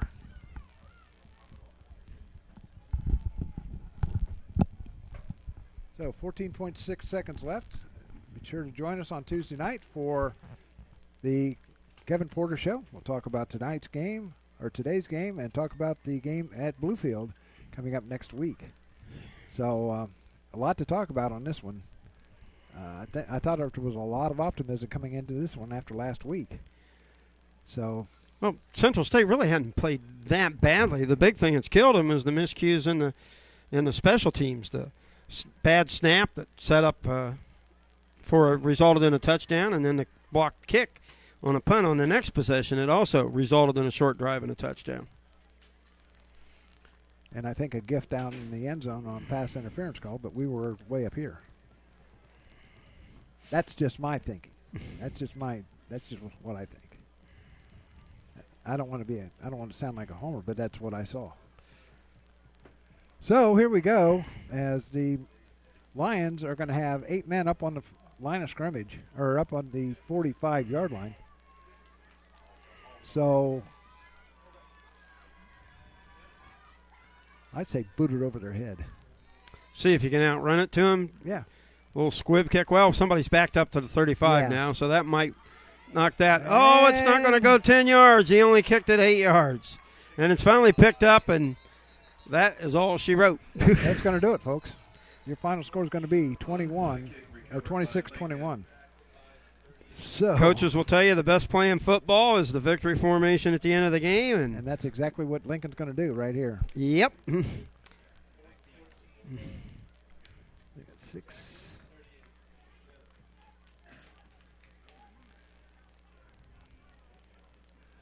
So Central State outscores them 14-12 in this fourth quarter, but that's not good enough.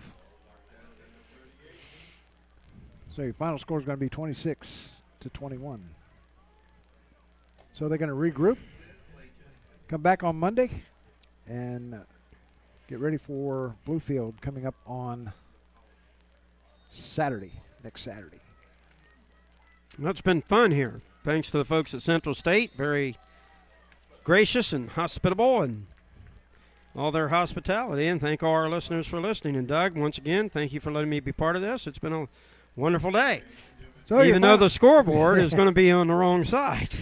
So your final score, Lincoln 26 and Central State 21, as Lincoln avenges the loss last year at Lincoln, the only win that Central State had. But Marauders will come back. They're 1-1, and they'll take on Bluefield State down at Bluefield, West Virginia next week at, they don't give a time. But anyway, log on to the Bluefield State website, and you'll probably be able to see whether or not it is going to be televised. And if it is, I'll be watching. So, a loss by the Marauders makes them now 1-1. We're going to wait for the final stats here, and we'll give that to you.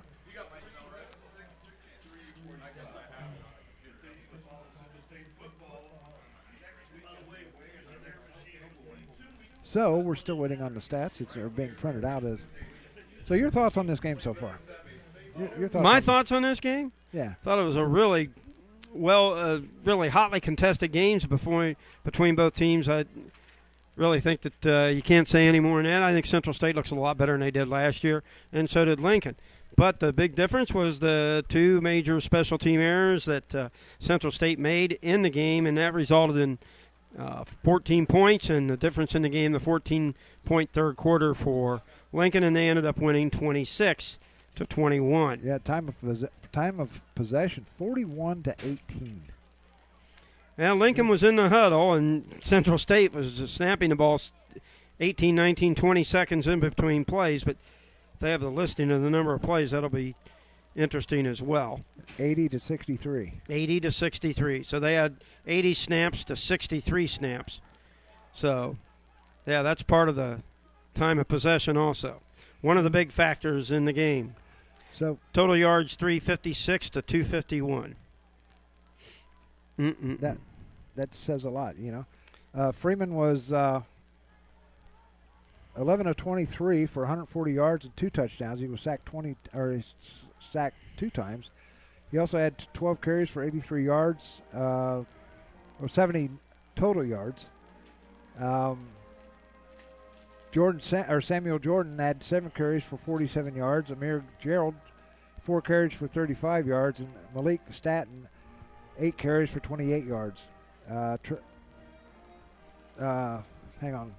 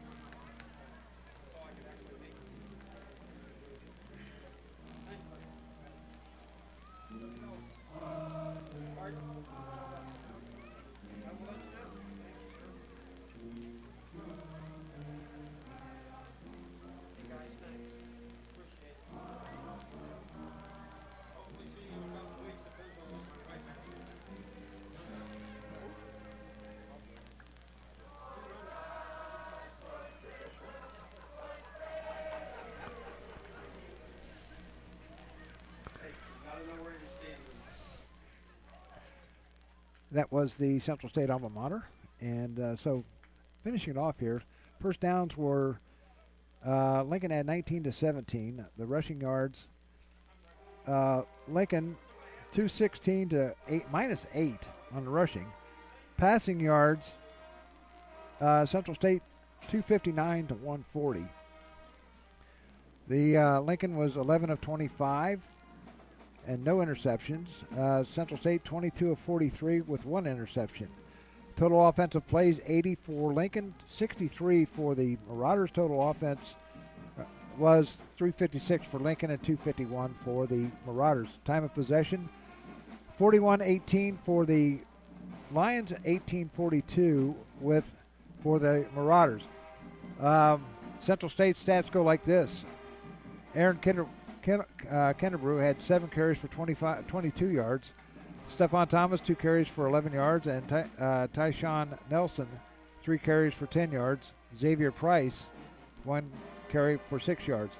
Brandon Kiles was 18 of 39 with an interception, 2 sacks, and a TD, as long as it was a 64-yard pass, which ended up in a touchdown. So that was to Hines in the fourth quarter. Hines, 9 catches, 144 yards and a TD, as long as it was 64. Aaron Kennerbrew had 5 catches for 48 yards. Brandon Brock had 3 catches for 24 yards, and E.J. Wash had 2 catches for 19 yards. Tackles, Jalil Lenore had 13 tackles. So the scoring went like this. CSU got on the board with 36 seconds left in the first half. Brandon Brock went on a 54-yard punt return. Jose Chairs made the extra point. It was 7-0. That's the way it was at the end of the first half. Second half, it was all Lincoln. Amir Gerald took it in from 17 yards out. Andrew Banks made the 2-point conversion. It was 8-7 with 8:36 left in the third quarter. With 4:23 left, Triplett ran it in from, let's see, what's his name here? Triplett from Lincoln ran it in from, or had a 12-yard pass from Freeman. Banks made tried to rush it, and the extra point was no good, 14-7 with 4:23 to go. The fourth quarter, 14:52 left. Triplett a 30-yard pass Freeman a 30-yard pass to Triplett. Banks did not make the extra point. 20-7 was the score, so Central State needed to come back. With 13:16 left on the next play, or on the next series, Brandon Kiles found Twan Hines open on a 64-yard pass. Jose Chairs made the extra point. It was 20-14. But Banks ran it in from 1 yard out, and I think it was a gift to him. But Banks ran it in from 1 yard out. The extra point was no good, and 26-14. So with 14 seconds left, Brandon Kiles ran it in from 2 yards out. Chairs kicked the extra point. It was 26-21. We tried to get the onside kick, and it rolled 8 yards. So that's not going to work. So that's going to do it. Your final score here at McPherson Stadium, the home opener, didn't go the way the Marauders thought. So your final score, 26-21. So for Bill Idle, this Doug Brown saying so long from McPherson Stadium. Once again, your final score, 26-21 Lincoln. We will talk to you next time on Tuesday with the Coaches Show beginning at 7 o'clock right here on radio1.gemcitysports.com. And then next week, Central State will be at Bluefield State down in West Virginia, and then return home 2 weeks from today when they take on Miles. We want this place full for that one. So I'm sure you're going to see a different team next week. So for Bill Idle, this is Doug Brown saying so long. Once again, your final score, 26-21. Good night, everybody, from McPherson Stadium on the campus of Central State University.